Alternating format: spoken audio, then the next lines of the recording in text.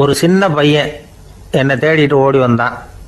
ஒரு கதை சொல்லுங்கன்னா, சொந்தமாக எதுவும் தெரியாதே என்ன, உங்களுக்கு சொந்தமாக எதுவும் தெரியாதுன்னு எனக்கும் தெரியும் அப்படின்னா. இந்த பையன் அடிக்கடி என்கிட்ட வந்து கதை கேட்குறவன், அதனால் என்னோட ரகசியம்லாம் அவனுக்கு அத்துப்படி. அதனால தான் அவ்வளவு தெளிவாக அடித்து விட்றான். சரி, இப்போ என்ன செய்யலாம்னு, பழைய கதை ஏதாவது ஒன்று சொல்லுங்களேன்னா. உனக்கு கிருஷ்ணதேவராயரை தெரியுமான்னு. அவர்கிட்ட நேரில் பழக்கம் இல்லை, ஆனால் அவரை பற்றி புஸ்தகத்தில் படிச்சிருக்கேன்னா. சரி, இவன்கிட்ட மேற்கொண்டு பேச்சு கொடுத்தா நம்மளை ஒரு மாதிரி ஆக்கி விடுவான் அப்படிங்கிறத யூகம் பண்ணிட்டு அவனை உட்கார வச்சு கடைசி வரைக்கும் குறுக்க பேசக்கூடாது அப்படின்னு ஒரு கண்டிஷனையும் போட்டுட்டு அந்த கதையை சொன்னேன். ஒரு சமயம் கிருஷ்ணதேவராயர் சமஸ்தானத்துக்கு ஒரு பெரிய வித்வான் வந்து சேர்ந்தாராம். என்னோட போட்டி போடுறதுக்கு இந்த ஊரில் யாராவது இருக்கீங்களா அப்படின்னு சவால் விட்டாராம். அந்த ஊரில் இருந்த பெரிய பெரிய வித்வான்லாம் இது ஏதுடா வம்பா போச்சுன்னு நினைக்க ஆரம்பிச்சிட்டாங்க. யாரும் அந்த ஆளோட போட்டி போடுறதுக்கு தயாராக இல்லை. எல்லாரும் நடுங்கிக்கிட்டு இருக்கிறாங்க. அந்த நேரத்தில் ஒருத்தன் மட்டும் தைரியமாக முன்னுக்கு வந்தான். அது யாருன்னா தெனாலிராமன். அந்த சமஸ்தானத்தில் விகட கவி அவன். என்ன அனுப்புங்க போட்டிக்கு, நான் ஜெயிச்சு காட்டுறேன்னா. உனக்கு அவ்வளவு தைரியம் இருக்குதா அப்படின்னு கேட்டாங்க. தைரியம் மட்டும்தான் என்கிட்ட இருக்குது, ஆனால் தைரியம் இருந்தால் அதிர்ஷ்டம் தேடிட்டு வருங்கிறது எனக்கு தெரியும் அப்படின்னா. அடுத்த நாள் போட்டி ஆரம்பமாச்சு. அந்த பெரிய வித்வான் வந்து நின்னார். தெனாலிராமன் எதிரில் வந்து நின்னான். அந்த வித்வான் ஒரு விரலை காட்டினார். தெனாலிராமன் பதிலுக்கு 2 விரலை காட்டினான். வித்வான் 3 விரலை காட்டினார். இவன் உடனே 4 விரலை காட்டினான். உடனே 5 விரலை காட்டினார் அவர். தெனாலிராமன் உடனே தன்னுடைய கை முஷ்டியை காட்டினான், கையை மூடி காட்டினான். அவ்வளோதான். அந்த பெரிய வித்வான் கிருஷ்ணதேவராயர் காலில் விழுந்தார். நான் தோத்துட்டேன், என் தோல்வியை ஒத்துக்கிறேன் அப்படின்னு சொல்லிவிட்டார். கிருஷ்ணதேவராயர் அவரை தனியாக அழைச்சிட்டு போய் என்ன நடந்ததுன்னு விசாரித்தார். அந்த வித்வான் விளக்கம் கொடுத்தார். ஆண்டவன் ஒருவன் தான் உண்டுங்கிறத விளக்கிறதுக்காக நான் ஒரு விரலை காட்டினேன். அப்படி இல்லை, சக்தியை சேர்த்தா சக்தி சிவன் 2 பேர் உண்டுன்னு உங்கள் வித்வான் 2 விரலை காட்டினார். மூர்த்திகள் 3 பேருங்கிறதுக்காக நான் 3 விரலை காட்டினேன். வேதங்கள் 4ன்னு சொல்லி ஒரு 4 விரலை காட்டினார். பஞ்சபூதங்கள் 5ன்னு நான் 5 விரலை காட்டினேன். அதையெல்லாம் அடக்கி ஆளணும்னு சொல்லி அவர் கையை மூடி உறுதியாக காட்டினார். அடடா, உங்கள் வித்வானுக்கு எப்பேற்பட்ட அறிவு, அவர் தான் ஜெயிச்சார், நான் தோத்துட்டேன் அப்படின்னார் அவர். அப்படி சொல்லிவிட்டு அவர் போயிட்டார். அதுக்கப்புறம் தெனாலிராமனை கூப்பிட்டு என்னப்பா நடந்தது அப்படின்னு கேட்டாராம். அதுக்கு தெனாலிராமன் விளக்கம் கொடுத்துருக்குறான். அவன் முதல்ல என்னை கொன்னுடுவேன்னு அந்த வித்வான் ஒரு விரலை காட்டினான். உடனே ஒரு 2 கண்ணையும் தோண்டி போடுவேங்கிறதுக்காக நான் 2 விரலை காட்டினேன். உனக்கு நாமம் போட்டுருவேன்னு சொல்லி 3 விரலை காட்டினான். அதை அழிச்சிருவேன்னு 4 விரலை காட்டினேன். உன்னை அரைஞ்சிருவேன்னு அவன் 5 விரலை காட்டினான். நான் உங்களை குத்தி போடுவேன்னு சொல்லி கையை மூடி காட்டினேன் அப்படின்னா. இப்போ பாருங்க, ஜெயிச்சது யார்? தைரியம் மட்டும் இருந்துட்டா அதிர்ஷ்டம் தானாக தேடி வருங்கிறது எவ்வளவு உண்மையாக போச்சு. அதனால் நாம் எப்பவும் தைரியமாக இருக்கணும்னு சொல்லிவிட்டு என் எதிரில் கதை கேட்டுட்டு உட்காந்துருந்த சின்ன பையனை பார்த்தேன். அவன் என்னை நிமிர்ந்து பார்த்தான். அவன் தன்னோட கை கால் 2ஐயும் ஒரு மாதிரியாக என் முன்னால் தூக்கி 20 விரலை காட்டினான். எனக்கு ஒன்றும் புரியல. இதுக்கு என்னப்பா அர்த்தம்னு கேட்டேன். இதே கதையை இதுக்கு முன்னாடி என்கிட்ட 20 தடவை நீங்கள் சொல்லியிருக்கீங்கன்னு அர்த்தம் அப்படின்னா. ஒருத்தர் வேகமாக நடந்து போகிறார். கடத்தெருவில் ஒரு ஸ்வீட்டு கடையை பார்க்குறார். உடனே சடன் பிரேக் போட்டது மாதிரி நிற்கிறார். ஒரு ஸ்வீட் வாங்கி சாப்பிடலாமேன்னு மனசு சொல்லுது. டாக்டர் வேணாம்னு சொல்லியிருக்கிறார், உடம்புக்கு ஒத்துக்காது, அதனால் அது வேணாம்னு சொல்லுது அறிவு. இவர் மனசு சொல்கிறத கேட்கல, அறிவு சொல்கிறபடி கேட்குறார். அதனால் மறுபடியும் வேகமாக அங்கேருந்து நடந்து போயிடுறார். அவர் நல்ல மனுஷன். மனுஷனுக்கு அறிவும் இருக்குது, உணர்ச்சியும் இருக்குது. எதுக்கு எடுத்தாலும் உணர்ச்சி வசப்பட்டுக்கிட்டு இருக்கக்கூடாது, அறிவு வசத்தில் நாம் இருக்கணும். அப்போ தான் நாம் நல்லபடியாக வாழ முடியும். இல்லைன்னா அவஸ்தை தான். மகாபாரதத்தில் சந்தனுன்னு சொல்லி ஒரு அரசன் வர்றான். அவன் ஒரு சமயம் அறிவு வசப்படாமல் உணர்ச்சி வசப்படுறான். அதாவது ஒரு நாள் கங்கை கரையில் ஒரு அழகான பொண்ணை பார்க்குறான். இவனுடைய மனசு அவகிட்ட போயிடுது. அவளை வந்து கல்யாணம் பண்ணிக்கிறதுக்கு ஆசைப்படுறான். அந்த பொண்ணு சரின்னு சம்மதிக்கிறா. ஆனால் ஒரு நிபந்தனை போடுறா. அந்த நிபந்தனைக்கு சம்மதம்னு சொன்னாதான் உன்னை கல்யாணம் பண்ணிக்குவேன்னு சொல்றா. சரி, அவ போட்ட நிபந்தனை என்ன தெரியுமா? இது மாதிரி, நான் உங்க மனசு புண்படுற மாதிரி எந்த காரியம் பண்ணாலும் நீங்க என்ன ஏன்னு கேட்கக்கூடாது, நான் செய்யற காரியத்தை தடுக்கவும் கூடாது. அப்படி நீங்க செஞ்சா அடுத்த கணமே நான் உங்களை பிரிஞ்சு போயிடுவேன். இதுதான் அந்த பொண்ணு போட்ட நிபந்தனை. சந்தன அரசன் இந்த நிபந்தனையை வந்து ஒத்துக்கலாமா? இதை அறிவுபூர்வமாக யோசிச்சிருந்தா இதுக்கு கட்டுப்பட்டுருக்க மாட்டான். இந்த நிபந்தனைக்கு நான் சம்மதிக்க மாட்டேன்னு தான் சொல்லியிருக்கணும். ஆனால் அவன் அந்த நேரத்தில் உணர்ச்சி வசத்தில் இருந்தான். அதனால் நீ என்ன சொன்னாலும் சரின்னு ஒத்துக்கிட்டான். அதில் கல்யாணம் பண்ணிக்கிட்டான். இதனால் என்ன ஆச்சு? 7 பச்சை இளம் குழந்தைகளை பிறந்த உடனே அவள் கங்கையில் தூக்கி எறிஞ்சி கொல்லக்கூடிய கோர காட்சியை இவன் ஒன்று பின்னாடி ஒன்றா பார்க்க வேண்டியதாக போச்சு. கடைசியில் 8வது குழந்தை பிறந்ததுன்னா அவனுடைய அறிவு மேலோங்குது. அந்த கொடிய செயலை தடுத்து நிறுத்துறான். அந்த 8வது குழந்தை தான் பின்னாடி பீஷ்மர் ஆகிறார். ஒரு பக்தி பிரசங்கத்தில் ஒரு பேச்சாளர் இந்த விஷயத்தை சொல்லிவிட்டு இன்னொரு விஷயமும் சொன்னார். அது என்னன்னா, சந்தனு மன்னன் அறிவுக்கும் உணர்ச்சிக்கும் நடுவில் அகப்பட்டு தவிச்சதுனால அவன் வம்சத்தில் வந்த கௌரவர்கள் உணர்ச்சி வசப்பட்டாங்க, பாண்டவர்கள் அறிவு வசப்பட்டாங்க அப்படின்னு சொன்னார். மனுஷனுக்கு உணர்ச்சியை விட அறிவு மேலோங்கி இருக்கணுங்கிறது சரிதான். ஆனால் அந்த அறிவை எப்படி உபயோகப்படுத்துகிறோங்கிறது முக்கியம். ஒருத்தர் சொன்னார், சார் இன்னைக்கு கோயம்புத்தூரில் ஒரு கல்யாணம், அதுக்கு நான் போக முடியலேன்னு நினைக்கும் பொழுது மனசுக்கு ரொம்ப வருத்தமாக இருக்குது சார் அப்படின்னார். ரொம்ப உணர்ச்சி வசப்பட்டார். அதுக்காக கவலைப்படாதீங்க சார், ஒரு வாழ்த்து தந்தி கொடுத்துருங்களேன் அப்படின்னார் இன்னொருத்தர். அது எப்படி சார் முடியும்னார் அவர். நான் தானே சார் கல்யாண மாப்பிள்ளை அப்படிங்கிறார் அந்த ஆள். ஒரு நண்பர் வந்தார். ரொம்பவும் இறுக்கமாக உடை அணிஞ்சிருந்தார். அதாவது ஆடைக்குள்ளே அவர் மாட்டிக்கிட்டு இருந்தது மாதிரி தெரிஞ்சது. ஏன் துணி குறைச்சலாக எடுத்துட்டீங்களா அப்படின்னு கேட்டோம். இல்லைங்க, எனக்கு எப்போவுமே இறுக்கமாக உடை அணிகிறது தான் பிடிக்கும் அப்படின்னார்.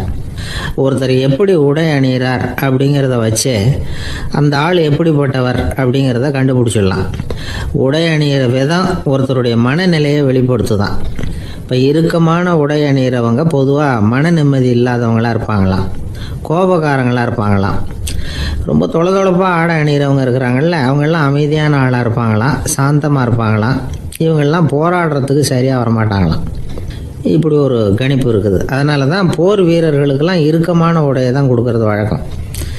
ஆனால் சன்னியாசிகளை பாருங்கள், அவங்களுக்கெல்லாம் ரொம்ப தொலை உடைகள் தான். அவங்கெல்லாம் டைட் பேண்ட் போட்டுக்கிட்டு நிற்க மாட்டாங்க சன்னியாசிகள்லாம். அதே மாதிரி சன்னியாசிகள்லாம் காவி உடையை தேர்ந்தெடுக்கிறதுக்கும் காரணம் உண்டு. பல ஆண்டுகள் சோதனை செஞ்சு பார்த்துட்டு தான் சன்னியாசத்துக்கு காவி தான் சரி அப்படின்னு முடிவு பண்ணியிருக்கிறாங்க. இப்போ பௌதீக விஞ்ஞானப்படியும் அதுதான் சரி. அதாவது சூரிய ஒளியில் 7 வண்ணங்கள் உண்டு. ஒரு பொருள் மேலே அது விழும்பொழுது அந்த பொருள் நமக்கு சிவப்பாக தெரிஞ்சதுன்னா அந்த பொருள் சிவப்பை தவிர மற்ற எல்லா நிற கதிர்களையும் உள்வாங்கிக்கிட்டு சிவப்பு நிறத்தை மட்டும் வெளியில் விடுது. அதாவது விலக்கி விடுது. அதனால தான் அந்த பொருள் சிவப்பாக தெரியுது. உடல் ஆரோக்கியத்துக்கு ஓரளவு சிவப்பு தேவைப்படுது. அதனால தான் காவி உடை அணிஞ்சால் சூரிய ஒளி ஓரளவு சிவப்பை விலக்கிவிடும். அதாவது சிவப்பின் பலனும் கிடைக்கும், இந்த சிவப்பின் கெடுதலும் இல்லை அப்படின்னு யோசனை பண்ணாங்க. காவி உதய வேளையின் நிறம். கீழ் வானத்தில் கதிர் உதிக்கிற வேளையில் முதல் ஒளி தோன்றுகிற நேரத்தில் காவி நிறம் தான் கசியும். தியானம் செய்கிறப்போ முதல்ல காணக்கூடிய ஒளி காவி நிறம் தான். தியானத்தின் உச்ச நிலையின் நிறம் நீலம். தியானம் காவி நிறத்தில் ஆரம்பமாகி நீல நிறத்தில் நிறைவடைகிறது அப்படிங்கிறார் ஓஷோ. நீலம் தியான சிகரம், காவி தியான ஆரம்ப குறியீடு, ஒரு சன்னியாசியின் ஆரம்ப தரிசனம் அப்படிங்கிறார் அவர். ஒருத்தர் நாள் பூரா காவி உடையே அணிஞ்சிருந்தா அந்த நிறம் அவருக்கு தியானத்தை பற்றிய நினைவை ஊட்டிக்கிட்டே இருக்கும். இப்படியே ஆடைக்கும் தியானத்துக்கும் இடையில ஒரு தொடர் ஏற்படுது. ஒரு துறவியின் உள்ளார்ந்த பண்பாக அது மாறுது. கடை வீதியில் ஒரு பொருள் வாங்க போகிறோம், அது மறந்துடக்கூடாதுங்கிறதுக்காக ஞாபகம் முடிச்சு போட்டுக்கிறோம். அந்த முடிச்சுக்கும் பொருளுக்கும் தொடர்பு இல்லை. ஆனால் கடை வீதிக்கு போன உடனே அந்த முடிச்சு அந்த பொருளை ஞாபகப்படுத்துது. அதாவது அந்த முடிச்சு ஒரு தொடர்பு அம்சமாக அமையுது. அது மாதிரி தான் காவி உடையும். ஒரு துறவி நடக்கும் பொழுது, சாப்பிடும் பொழுது, குளிக்கும் பொழுது அவருடைய காவி உடை அவருக்கு ஞாபகப்படுத்திக்கிட்டே இருக்கும். அது ஒரு நிலைப்படுத்தப்பட்ட நினைவாக ஞாபக முடிச்சாக மாறிடுது. காவி ஆடை இல்லைன்னா ஒருத்தரால் துறவியாக முடியாதுன்னு அர்த்தம் இல்லை.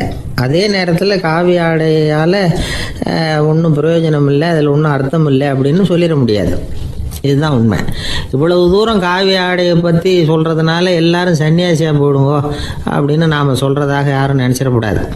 மனசுக்கும் நிறத்துக்கும் உள்ள சம்பந்தத்தை தெரிஞ்சுக்கிறதுக்காக தான் இவ்வளவும். நமக்கு தெரிஞ்ச நண்பர் ஒருத்தர் இருக்கிறார், ஆஃபீஸில் வேலை பார்க்குறவர். ஒவ்வொரு மாதமும் 20ஆம் தேதிக்கு பிறகு அவரை போய் பார்த்தீங்கன்னா காவி உடை அணிஞ்சிக்கிட்டு, கண்ணை மூடிக்கிட்டு, கை ரெண்டையும் விரித்து வச்சுக்கிட்டு தியானத்திலேயே உட்காந்துருப்பார். ஏன் இப்படி பண்ணுறீங்கன்னு கேட்டேன்.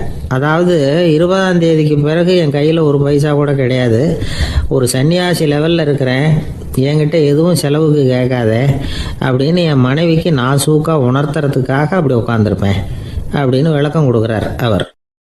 ஒரு சராசரி மனிதனுடைய இயல்பு என்ன? இன்பம் வந்தால் துள்ளி குதிப்பான், துன்பம் வந்தால் சோர்ந்து போய் ஒரு மூலையில் உட்காந்துருவான். இவன் தான் சராசரி மனிதன். ஆனால் ஒருத்தன் இன்பம் வந்தால் அதுக்காக மகிழ்ச்சி அடையிறதில்ல, துன்பம் வந்தால் அதுக்காக சோர்ந்து போகிறதில்ல அப்படின்னு வச்சுக்கோங்க. அப்படி இருந்தால் அவன் சாதாரண ஆள் கிடையாது. ஒரு ஊரில் ஒரு ஞானி இருந்தார். அவரை தேடிட்டு ஒரு பெரியவர் வந்தார். ஐயா, ஞானத்தில் சிறந்த ஞானம் எது அப்படின்னு கேட்டாராம். இதுக்கு அந்த ஞானி என்ன பதில் சொன்னார் தெரியுமா? இன்பத்தினால மகிழ்ச்சி அடையாமலும் துன்பத்தினால சோர்வு அடையாமலும் இருக்கிறது தான் அந்த ஞானம், பெரிய ஞானம் அப்படின்னாராம். சரி சுவாமி, அப்படிப்பட்ட ஞானம் உங்களுக்கு எப்படி வந்ததுன்னு கேட்டிருக்காரு இவர். அதை நான் ஒரு கழுதைகிட்ட இருந்து கற்றுக்கிட்டேன் அப்படின்னாராம் அவர். இவருக்கு ஒன்றும் புரியல, ஒரு மாதிரியாக முழிச்சிருக்கிறார். இதை அவர் புரிஞ்சுக்கிட்டார். நீங்கள் நாளைக்கு காலையில் நம்முடைய ஆசிரமத்துக்கு வாங்க, புரிய வைக்கிறேன்னாராம். சரின்னு அவர் போயிட்டார். மறுநாள் காலையில் ஆசிரமத்துக்கு வந்து சேர்ந்தார். ஞானி அவரை கூப்பிட்டு உட்கார வச்சார். வாங்க, வந்து இப்படி உட்காருங்க, கொஞ்சம் நேரத்தில் இந்த வழியாக ஒரு கழுதை போகும், அதை கவனித்து பாருங்கன்னாராம். இவருக்கு இன்னமும் ஒன்றும் புரியாமல் போச்சு, ஒரே குழப்பம். இருந்தாலும் அந்த ஞானி சொன்னது மாதிரியே உட்காந்துருக்கிறார். கொஞ்ச நேரத்தில் அந்த வழியாக ஒரு கழுதை போச்சு. அது முதுக நிறைய அழுக்கு மூட்டைகள், அதை சுமந்துக்கிட்டு போகுது. ஒரு சலவை தொழிலாளி அதை ஓட்டிகிட்டு போகிறார். கொஞ்சம் தூரத்தில் ஒரு ஆறு இருக்குது. அங்கே போய் துணியெல்லாம் சுத்தப்படுத்திக்கிட்டு சாயந்தரமாக திரும்பி இந்த வழியாகவே வருவாங்க. ஞானி சொன்னது மாதிரியே இந்த பெரியவர் அழுக்கு மூட்டையை சுமந்துக்கிட்டு போகிற அந்த கழுதையை கவனித்தார். கழுதை போயிட்டுது. அதுக்கப்புறம் ஞானியை திரும்பி பார்த்தார். இப்போ அந்த ஞானி சொன்னார், சாயந்தரம் வரைக்கும் நீங்கள் இங்கேயே இருக்கணும்னார். அதே மாதிரி இவர் இருந்தார். சாயந்தரமாக அந்த ஞானி சொன்னார், ஐயா, இப்போ கொஞ்ச நேரத்தில் அந்த கழுதை இந்த வழியாக திரும்பி வரும், அதையும் கவனித்து பாருங்கன்னார். இவரும் கவனித்து பார்க்குறார். கழுதை வந்தது. அது முதுகில் சலவை செய்யப்பட்ட துணி மூட்டை, அது பாட்டுக்கு சுமந்துக்கிட்டு போய்கிட்டு இருக்குது. பெரியவருக்கு ஒன்றும் புரியல, பொறுமை இழந்துட்டார். சரி சுவாமி, இந்த கழுதைக்கும் உங்கள் ஞானத்துக்கும் என்ன சம்பந்தம் அப்படின்னார். இப்போ அந்த ஞானி விளக்கினார். ஐயா, இந்த கழுதை இதே மாதிரி தினமும் காலையில் அழுக்கு மூட்டைகளை சுமந்துக்கிட்டு ஆற்றுக்கு போகுது, மாலையில் வெண்மையான சுத்தமான துணிகளை சுமந்துக்கிட்டு திரும்பி ஊருக்கு போகுது. காலையில் இது போகும்பொழுது முதுகில் அழுக்கு மூட்டைகளை சுமந்துக்கிட்டு போகிறோமேங்கிற வருத்தமும் அதுக்கு கிடையாது. சாயந்தரம் திரும்பி வரும்பொழுது சுத்தமான துணிகளை சுமந்துக்கிட்டு வர்றோமேங்கிற மகிழ்ச்சியும் அதுக்கு இல்லை. இதை பார்த்து தான் நான் அது மாதிரி ஞானத்தை கற்றுக்கிட்டேன் அப்படின்னாராம். அதனால் யார் கற்றுக் கொடுக்குறாங்க அப்படிங்கிறத விட எதை கற்றுக்கிறோம் அப்படிங்கிறது தான் முக்கியம். ஒரு சினிமா பார்க்குறோம், ஒரு அருவி கொட்டுறது மாதிரி காட்சி வருது, தண்ணீர் வழியுது. படம் முடிஞ்சதும் பார்த்தீங்கன்னா அந்த திரை என்ன நனைஞ்சு போயா இருக்கும். ஒரு தீப்பிடிச்சு எரியிற காட்சியை சினிமாவில் பார்க்குறீங்க, காட்சி முடிஞ்சதும் அந்த வெண் திரையே கருகி போயா இருக்கும். படத்தில் வர்ற தண்ணீரும் நெருப்பும் அந்த திரையை பாதிக்கிறது இல்லை. நாம் அந்த திரை மாதிரி இருக்கிறதுக்கு கற்றுக்கணுமா. அந்த பக்குவம் வந்துவிட்டதுன்னா இன்பமும் துன்பமும் நம்ம எதுவும் செய்யாது. ஒரு சினிமாவை பார்க்குற வரைக்கும் சிரிக்கலாம், அழலாம். பார்த்துட்டு வெளியில் வரும்பொழுது அழுதுகிட்டே வரக்கூடாது. ஒருத்தர் வந்தார், அப்படி படம் முடிஞ்சு வெளியில் வரும்பொழுது அருவி மாதிரி கண்ணீர் சிந்திக்கிட்டே வரார். ஏன் சார், படம் அவ்வளவு சோகமா அப்படின்னு கேட்டார். இன்னொருத்தர், இல்லை சார், கூட்டம் ரொம்ப குறைச்சல் சார், மொத்தம் படம் பார்க்க வந்தவங்களே 15 பேர் தான் சார் அப்படின்னார் கண்ணீரை தொடச்சிக்கிட்டே. அதுக்கு நீங்கள் ஏன் சார் அழறீங்கன்னு கேட்டார் அவர். இந்த படத்தோட தயாரிப்பாளரே நான் தான் சார் அப்படின்னாரா இவர்.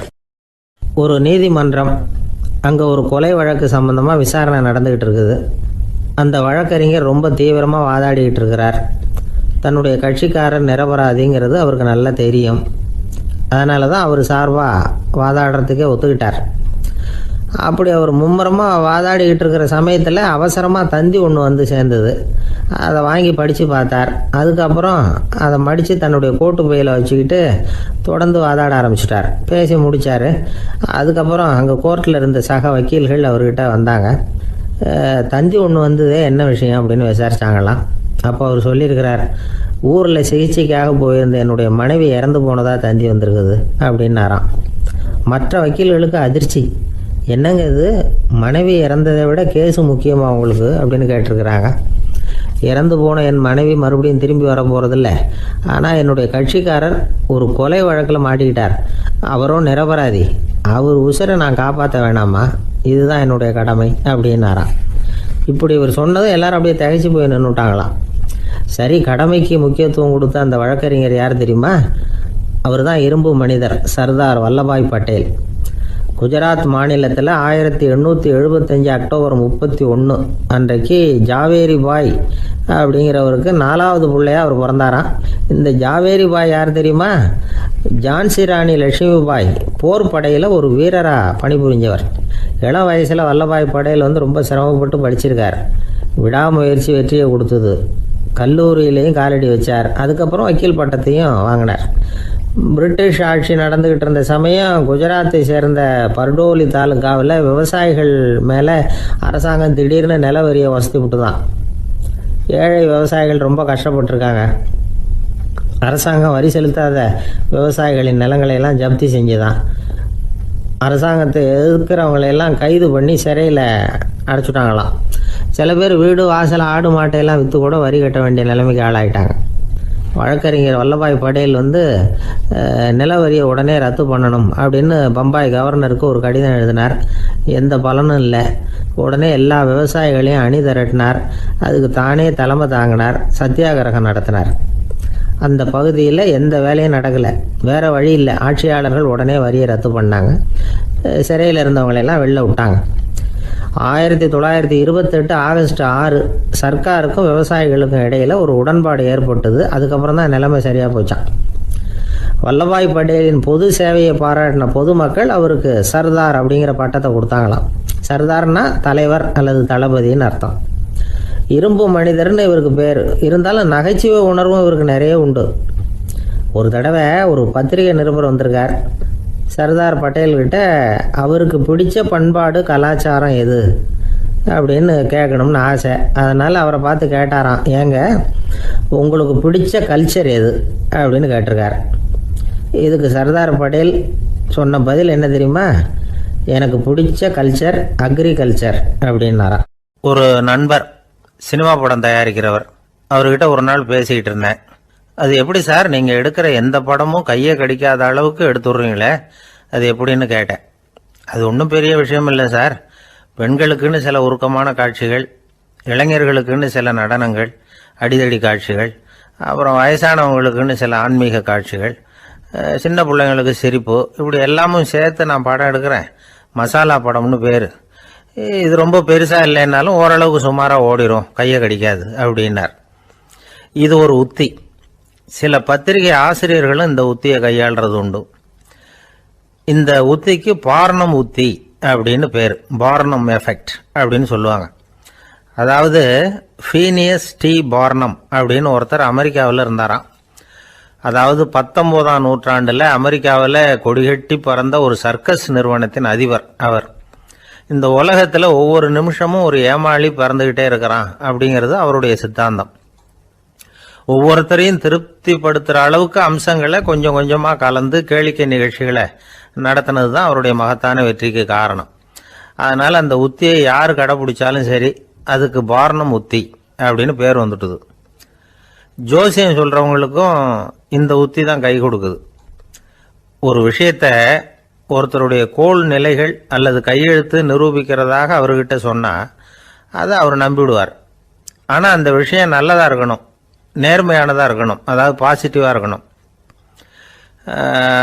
8ஆம் இடத்துல குரு, 9ஆம் இடத்துல சனி, நீங்கள் ஒரு பெரிய மேதை தான் அப்படின்னு சொல்லுவாங்க. கேட்குறவங்களுக்கு அதை மறுக்கிறதுக்கு மனசு வராது. அப்படி சொல்லும் பொழுது கூடவே என்ன கொஞ்சம் முன்கோபம் அதிகமாக இருக்கும், இருந்தாலும் அது உடனே மறைஞ்சிரும் அப்படின்னு சில அற்ப விஷயங்களையும் சொன்னாலும் அதையும் சரிதான்னு சொல்லி ஒத்துக்குவாங்க. ஆளுமையை எடை போடுகிற ஒரு நிறுவப்பட்ட உத்தியின் மூலமாக தன்னுடைய குணாதிசயங்கள் கண்டுபிடிக்கப்பட்டதாக அவர் நம்புறது தான் இதுக்கு காரணம். இந்த மாதம் பணத்தட்டுப்பாடு கொஞ்சம் இருக்கும், உடம்புல ஏதாவது கொஞ்சம் அசௌகரியம் இருக்கும், வீட்டுக்குள்ளே லேசாக மனஸ்தாபம் வரலாம். இது மாதிரி பொதுப்படையாக சிலதை சொன்னாலே போதும், மக்களை நம்ப வச்சுடலாம். இதெல்லாம் நமக்கு மட்டும்தான் ஏற்படுது அப்படின்னு சொல்லி அவங்க நினைக்கிறது தான் காரணம். இதுதான் பார்னம் உத்திங்கிறது. மனிதர்கள் பாராட்டுக்களை விரும்புகிறதும் விமர்சனங்களை வெறுக்கிறதும் பார்னம் உத்தியின் அடுத்த கூறு. அதனால் ஒருத்தருக்கு ஜோசியம் சொன்னாலும் சரி, அவருடைய ஆளுமையை மதிப்பிடுறதாக இருந்தாலும் சரி, அவரை புகழற மாதிரி இருந்தாலும் சரி, அப்படி இருந்தால் தான் அது சரியாக இருக்கும். சாதகமான விஷயங்களை அதிகமாகவும் பாதகமான விஷயங்களை நாசூக்காகவும் சொன்னால் மக்கள் அதை நம்பிடுவாங்க. ஒருத்தரை கருமின்னு சொன்னால் ஏற்றுக்க மாட்டார். அதையே கொஞ்சம் மாற்றி நீங்கள் கொஞ்சம் சிக்கனமான ஆசாமி அப்படின்னு சொன்னால் நீங்கள் சொல்கிறது சரிதான் சார் அப்படிம்பார். நீங்கள் பெரிய செலவாளி தான், இருந்தாலும் நல்ல விஷயங்களுக்கு தான் செலவழிப்பீங்க அப்படின்னு சொல்லணும். இப்படி இந்த வாரணம் உத்தியை கடைபிடிச்சி இன்னைக்கு வெற்றிகரமாக காலம் தள்ளுறவங்க நிறைய பேர் இருக்கிறாங்க. இந்த உலகத்தில் ஒவ்வொரு நிமிஷமும் ஒரு ஏமாளி பறந்துக்கிட்டே இருக்கிறான் அப்படிங்கிறது தான் ஃபீனியஸ் பார்னம் அவர்களுடைய நம்பிக்கை. அதை விட அடுத்தவங்களை ஏமாளியாக நினைக்கிற மனுஷர்கள் தான் இன்னைக்கு உலகத்தில் ரொம்ப அதிகம். ஒருத்தர் தன்னுடைய மேல் அதிகாரிகிட்ட போய், ஐயா ஒரு நாள் லீவு வேணும், என் தங்கச்சிக்கு கல்யாணம் அப்படின்னார். அவரு பார்த்தார், ஒரு 10 நிமிஷம் வெளியில் இருங்கன்னார். 10 நிமிஷம் கழித்து கூப்பிட்டார், இதை பாருங்க நீங்கள் சொல்கிறது பொய், இப்போ உங்கள் தங்கச்சிக்கு ஃபோன் பண்ணேன், அவங்க தனக்கு 2 வருஷத்துக்கு முன்னாடியே கல்யாணம் ஆகிட்டதாக சொல்கிறாங்க அப்படின்னார். உடனே இவர் சொன்னார், சார் இப்போ நீங்கள் சொல்கிறதும் பொய்யா தான் இருக்கணும், ஏன்னா நிஜமாக எனக்கு ஒரு தங்கச்சியே கிடையாது அப்படின்னார். சில பேர் ஆளை பார்த்தா 60 வயசு மாதிரி தோணும், உண்மையான வயசு என்னன்னு பார்த்தா 40 அல்லது 45ம்பாங்க. சில பேரை பார்க்கறதுக்கு 45 மாதிரி தெரியும், உண்மையிலேயே 65 தாண்டி இருப்பாங்க. ஒரு மனிதனுக்கு 2 வகையான வயது உண்டுங்கிறார் ஓஷோ. அதாவது உடம்புக்குன்னு ஒரு வயசு, மனசுக்குன்னு ஒரு வயசு. முதல் உலக மகாயுத்தம் நடந்தது இல்லையா, அது முடிஞ்சதுக்கு அப்புறம் முதல் தடவையா மனிதனின் மூளை வளர்ச்சியை பற்றி மனநல வைத்தியர்கள் ஒரு கணக்கெடுப்பு சோதனை நடத்தினாங்களாம். அது வரைக்கும் மனிதனுக்கு 2 வகையான வயது உண்டுன்னு யாரும் சிந்திச்சதே இல்லையா. அந்த உலக மகாயுத்தம் முடிஞ்சதுக்கு அப்புறம் மனிதனுடைய சராசரி மனதின் வயதை கணக்கிட்டு பார்க்கும் பொழுது அவங்களுக்குலாம் ரொம்ப அதிர்ச்சியாக இருந்துதான். ஏன்னா அது ரொம்ப பின்தங்கிய நிலையில் இருந்திருக்கு, வளர்ச்சி அடையாத நிலையில் இருந்திருக்கு. அவங்க கண்டுபிடிச்ச பிரகாரம் அப்போ மனசோட சராசரி வயசு என்ன தெரியுமா, 14. அப்படின்னா பார்த்துங்க, உடல் ரீதியாக ஒருத்தரோட வயசு 70 கூட இருக்கலாம், ஆனால் மனசோட வயசு 14 தான். இதுக்கு நேர்மாறாக அமைஞ்சு போச்சுன்னு வச்சுங்க. அதாவது ஒருத்தருக்கு உண்மையிலேயே 14 வயசு, அதாவது உடலோட வயசு 14, அவரோட மனசின் வயசு 70ன்னு வச்சுக்கோங்க. இப்படி அமைஞ்சுட்டுதுன்னா அவர் சீக்கிரம் ஞானத்தன்மை அடைஞ்சிருவார் அப்படின்னு அர்த்தம். இப்போ நமக்கெல்லாம் உடம்போட வயசு மனசோட வயசு ரெண்டும் ஒன்றா இருந்துட்டா அதுவே போதும், அதுவே பெரிய விஷயம். இப்போ எமர்சன் கிட்ட போய் ஒருத்தர் கேட்டாரா உங்கள் வயசு என்ன அப்படின்னு. அவர் உடனே பதில் சொல்லியிருக்கார், 360 வருஷம் அப்படின்னாராம். கேட்டவர் குழம்பி போயிட்டார். அவர் என்ன சொல்கிறாரு, 360 வயசா, என்ன நம்ம காதில் தான் சரியாக விழலையா? எமர்சன் எப்பவும் உண்மையை பேசுகிற ஒரு சிறந்த அறிவாளி, அவர் இப்படிலாம் பொய் சொல்ல மாட்டாரே அப்படின்னு ஒரு யோசனை பண்ணிக்கிட்டே இவர் மறுபடியும் அவர் கிட்ட போனாராம். ஐயா நீங்கள் சொன்னது சரியாக என் காதில் விழலை, அதனால் மறுபடியும் கேட்குறேன் உங்கள் வயசு என்ன அப்படின்னாராம். எமர்சன் மறுபடியும் சொல்லியிருக்கிறார் 360 வருஷம்னு. வந்தவருக்கு உண்மையிலேயே அதிர்ச்சியாக போட்டுது. அதுக்கப்புறம் மெதுவாக ஆரம்பிச்சாராம், ஐயா நீங்கள் சொல்கிறத என்னால் ஏற்றுக்க முடியாது, எப்படி பார்த்தாலும் இப்போ உங்களுக்கு வயசு ஒரு 60க்கு மேலே இருக்காதுன்னு நினைக்கிறேன் அப்படின்னாராம். நீங்கள் சொல்கிறது சரிதான், அது என் உடம்போட வயசுன்னாராம் எமர்சன். அப்படின்னா ஏற்கனவே நீங்கள் சொன்னது அப்படின்னு கேட்டிருக்காரு, அது என் மனசோட வயசு அப்படின்னாராம். நம்மளை பொறுத்த வரைக்கும் அறிவு தூசு படிஞ்சிருக்கு, அது மாதிரியே அன்பும் மாசுபட்டிருக்கு. இது ரெண்டையும் சுத்தம் பண்ண வேண்டியிருக்குது, அப்போ தான் நாம் சரியான வயசில் வாழ முடியும். ஒரு ஆசாமி இருக்கிறார், அவருக்கு உடம்போட வயசு அதிகம், மனசோட வயசு ரொம்ப குறைச்சல், குழந்தை மாதிரி. அவர் ஒரு ஆஸ்பத்திரியில் படுத்திருக்கிறார். நர்சம்மா எல்லாருக்கும் மருந்து கொடுத்துட்டு போகிறாங்க. கொஞ்ச நேரம் கழித்து திரும்பி வந்தாங்க. அப்போ இவர் அந்த அம்மாவை கூப்பிட்டு சொல்கிறார், இதை பாருங்கள் சிஸ்டர், நீங்கள் எல்லாருக்கும் சின்ன சின்ன மாத்திரையாக கொடுத்துட்டு எனக்கு மட்டும் நீளமான மாத்திரையாக கொடுத்துட்டீங்க, முழுங்கிறதுக்கு ரொம்ப கஷ்டமாக போச்சு, இனிமேல் எனக்கும் சின்ன மாத்திரையாக கொடுங்க சிஸ்டர் அப்படின்னாராம். அந்த அம்மா உடனே அதிர்ச்சியாகி தலையில் அடிச்சுக்கிட்டாங்களாம். நான் கஷ்டப்பட்டு மாத்திரையை முழுங்கினத்துக்கு நீங்கள் ஏமா தலையில் தட்டிக்கிறீங்க அப்படின்னு கேட்டிருக்காரு இவர். இதுக்கு அவங்க சொல்லியிருக்கிறாங்க, நான் உங்களுக்கு கொடுத்துட்டு போனது மாத்திரை இல்லைங்க, அது தெர்மாமீட்டர் அப்படின்னாங்களாம். ஒருத்தர் ஓடி வந்தார், இன்னொருத்தரை பார்த்து, சார் உங்கள் சைக்கிளை ஒரு நாள் இரவல் கொடுங்களேன், பக்கத்து ஊருக்கு போயிட்டு வர வேண்டியிருக்கு அப்படின்னார். இவர் சைக்கிளை கொடுத்து பத்திரமா கொண்டுட்டு போங்கன்னார். சார் இதை பத்திரமா கொண்டு போகிறேன், கவலையே வேணாம், ஏன்னா இது உங்களோட சைக்கிள் அப்படின்னு நான் நினைக்கல, என்னோட சைக்கிளாக நினைக்கிறேன். அப்படின்னார். அதுக்கப்புறம் தான் இவருக்கு உண்மையாகவே பயம் வந்துட்டுது. ஏன்னா அவர் சொன்னது மாதிரி அதை தன்னோட சைக்கிளாகவே நினச்சி தள்ளிட்டு போட்டா என்ன பண்ணுறது? எது எதை நம்முடையதா நினைக்கணுங்கிறதுக்கு ஒரு வரையறை இருக்குது. சில பேர் ஆஃபீஸையே வீடாக நினச்சி விடுறது உண்டு. அப்படிப்பட்டவங்க கூட வீட்டை ஆஃபீஸாக நினைக்கிறது இல்லை. ஏன்னா வீட்டில் இவர் ஆஃபீஸராக நடந்துக்க முடியறதில்ல. இதெல்லாம் ஒரு பக்கம் இருக்கட்டும். இப்போ விஷயத்துக்கு வருவோம். பொறியியல் மேதை டாக்டர் விஸ்வேஸ்வரய்யா இருந்தார் இல்லையா, பாரத ரத்னா விருதெல்லாம் கொடுத்தாங்களே. ஆஃபீஸ் வேலை வேற, சொந்த வேலை வேற அப்படிங்கிறதுக்கு ஒரு உதாரணமாக இருந்தவர் அவர். மைசூர் மகாராஜா கிட்ட திவானா இருந்தார். அவர் ஒரு நாள் அரசாங்க வேலை காரணமாக வெளியூர் போயிருந்தார். ஹாசன்கிற ஊருக்கு பக்கத்தில் ஒரு பயண மாளிகை, அங்கே தங்கிவிட்டார். ராத்திரி அங்கே தங்கி இருந்துட்டு விடிஞ்சதும் ஊருக்கு திரும்புறதாக திட்டம். ராத்திரி தூங்குறதுக்கு ரொம்ப நேரம் ஆயிட்டுது. ரொம்ப நேரம் வரைக்கும் அரசாங்க சம்பந்தப்பட்ட வேலைகளையே பார்த்துக்கிட்டு இருக்கிறார். அரசாங்க ஃபைல்கள் நிறைய இருந்தது. அதையெல்லாம் ஒவ்வொன்றா எடுத்தார், படித்து பார்த்தார், பரிசீலனை பண்ணார். அதில் எழுத வேண்டியதை எழுதினார், கையெழுத்து போட்டார். ஒரு வழியாக அந்த வேலையெல்லாம் முடிஞ்சுது. அதுக்கப்புறம் என்ன பண்ணார்னா, தன்னுடைய சூட்கேஸை திறந்தார். அதிலிருந்து 2 மெழுகுவத்தியை எடுத்து கொளுத்தி வச்சார். அந்த பயண மாளிகையில் அது வரைக்கும் எரிஞ்சுக்கிட்டு இருந்த மின்சார விளக்குகளை அணைச்சுட்டார். அதுக்கு பிறகு அந்த மெழுகுவத்தி வெளிச்சத்தில் சில புத்தகங்களை தொடர்ந்து படிக்க ஆரம்பிச்சிட்டார். அந்த பயண மாளிகையில் பணியாளராக இருந்தவர் இதை பார்த்துட்டு ஓடி வந்தார். மறுபடியும் மின் விளக்கு போடுறதுக்காக போனார். விஸ்வேஸ்வரய்யா அதை பார்த்துட்டு போட வேணாம்ட்டாராம். இது வரைக்கும் நான் அரசாங்க அலுவல்களை கவனிச்சுக்கிட்டு இருந்தேன், அதனால மின் விளக்குகள் அப்போ எரிஞ்சதில் தப்பு இல்லை. இப்போ நான் புத்தகம் படிச்சுக்கிட்டு இருக்கேன், இது என்னுடைய சொந்த வேலை. இங்கே இருக்கிற மின் விளக்கு அதுக்காக ஏன் எரியணும் அப்படின்னு கேட்டாராம். இப்போ இருக்கிற சில அரசு பணியாளர்கள்கிட்ட இந்த சம்பவத்தை பேச்சோட பேச்சா சொல்லி பார்த்தேன். அவங்களால இதை ஜீரணிக்கவே முடியல.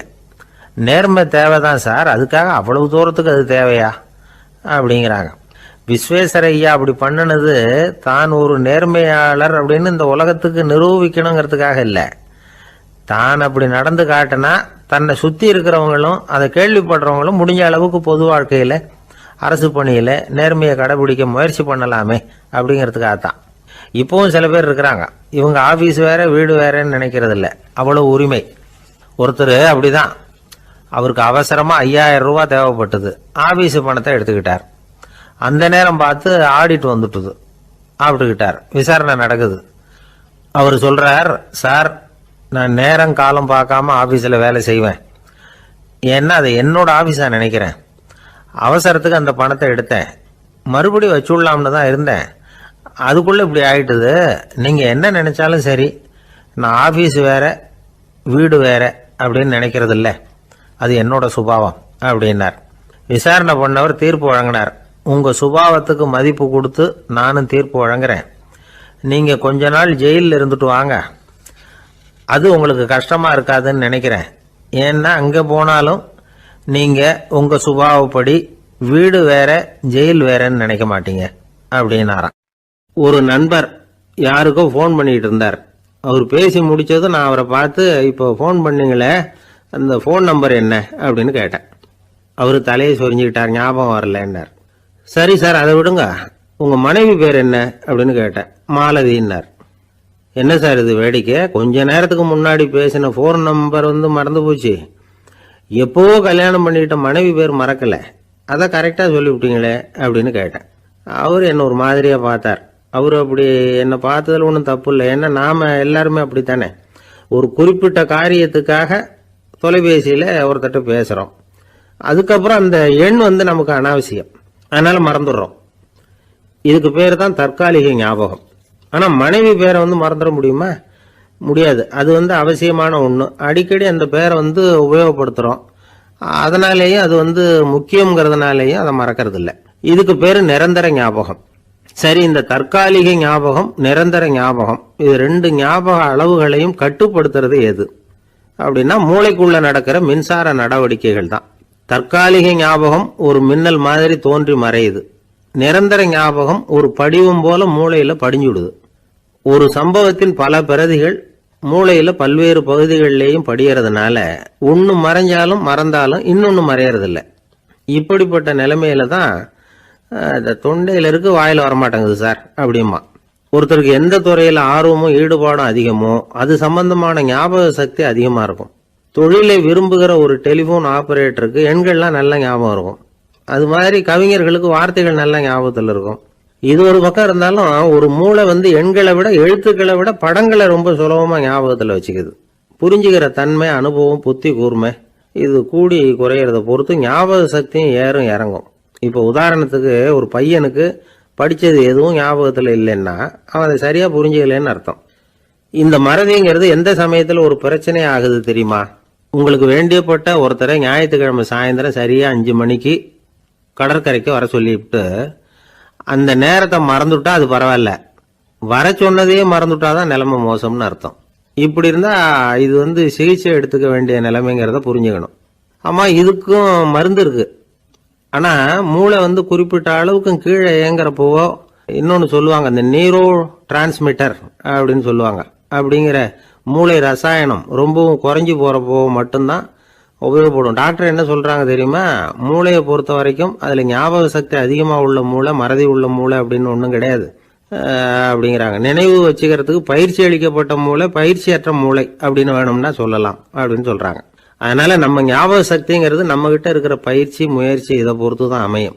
ஒருத்தர் ஒரு பென்சிலை எங்கேயோ வச்சுக்கிட்டு தேடிக்கிட்டு இருந்தார். அப்புறம் என்னமோ தீவிரமா யோசனை பண்ணி அதை ஞாபகப்படுத்தி பார்த்துக்கிட்டு இருந்தாராம். எதிரில் உட்கார்ந்து இருந்தவர் சொன்னார், பென்சிலை தானே தேடிட்டு இருக்கீங்க, அது உங்க வலது காதில் இருக்குது சார் அப்படின்னாராம் அவரு. இதுக்கு அவரு சொல்லியிருக்காரு, பென்சிலை வலது காதுல தான் வச்சிருக்கேங்கிறது எனக்கு நல்லா ஞாபகம் இருக்கு, ஆனா எது வலது காதுங்கிறது தான் மறந்து போச்சு அப்படின்னாராம். அவர் அதை தான் யோசிச்சுட்டு இருந்திருக்கிறார். ஒருத்தர் ரொம்ப கவலையோட உட்காந்துருந்தார். எதை பத்தி சார் கவலைப்படுறீங்கன்னு கேட்டோம். எதிர்காலத்தை பத்தி கவலைப்படுறேன்னார். ஏன்னு கேட்டோம். என்ன பண்றதுன்னே தெரியல சார், எதிர்காலம் ஒரே இருட்டா இருக்கு, பாதையே புரியலன்னார்.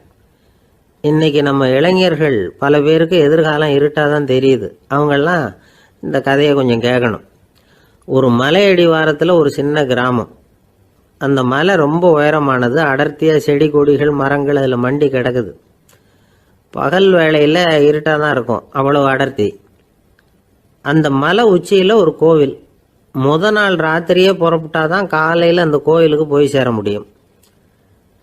கிராமத்து இளைஞன் ஒருத்தன் அந்த மலை உச்சிக்கு போக வேண்டியிருந்தது. கையில் ஒரு விளக்கை எடுத்துக்கிட்டு முத நாள் ராத்திரியே புறப்பட்டான். புறப்பட்டு போனவன் கிராமத்து எல்லையிலேயே நின்றுட்டான். ஏன் தெரியுமா? அவன் கையில் இருந்த விளக்கோட வெளிச்சம் 10 அடி தூரத்துக்கு தான் தெரியுது.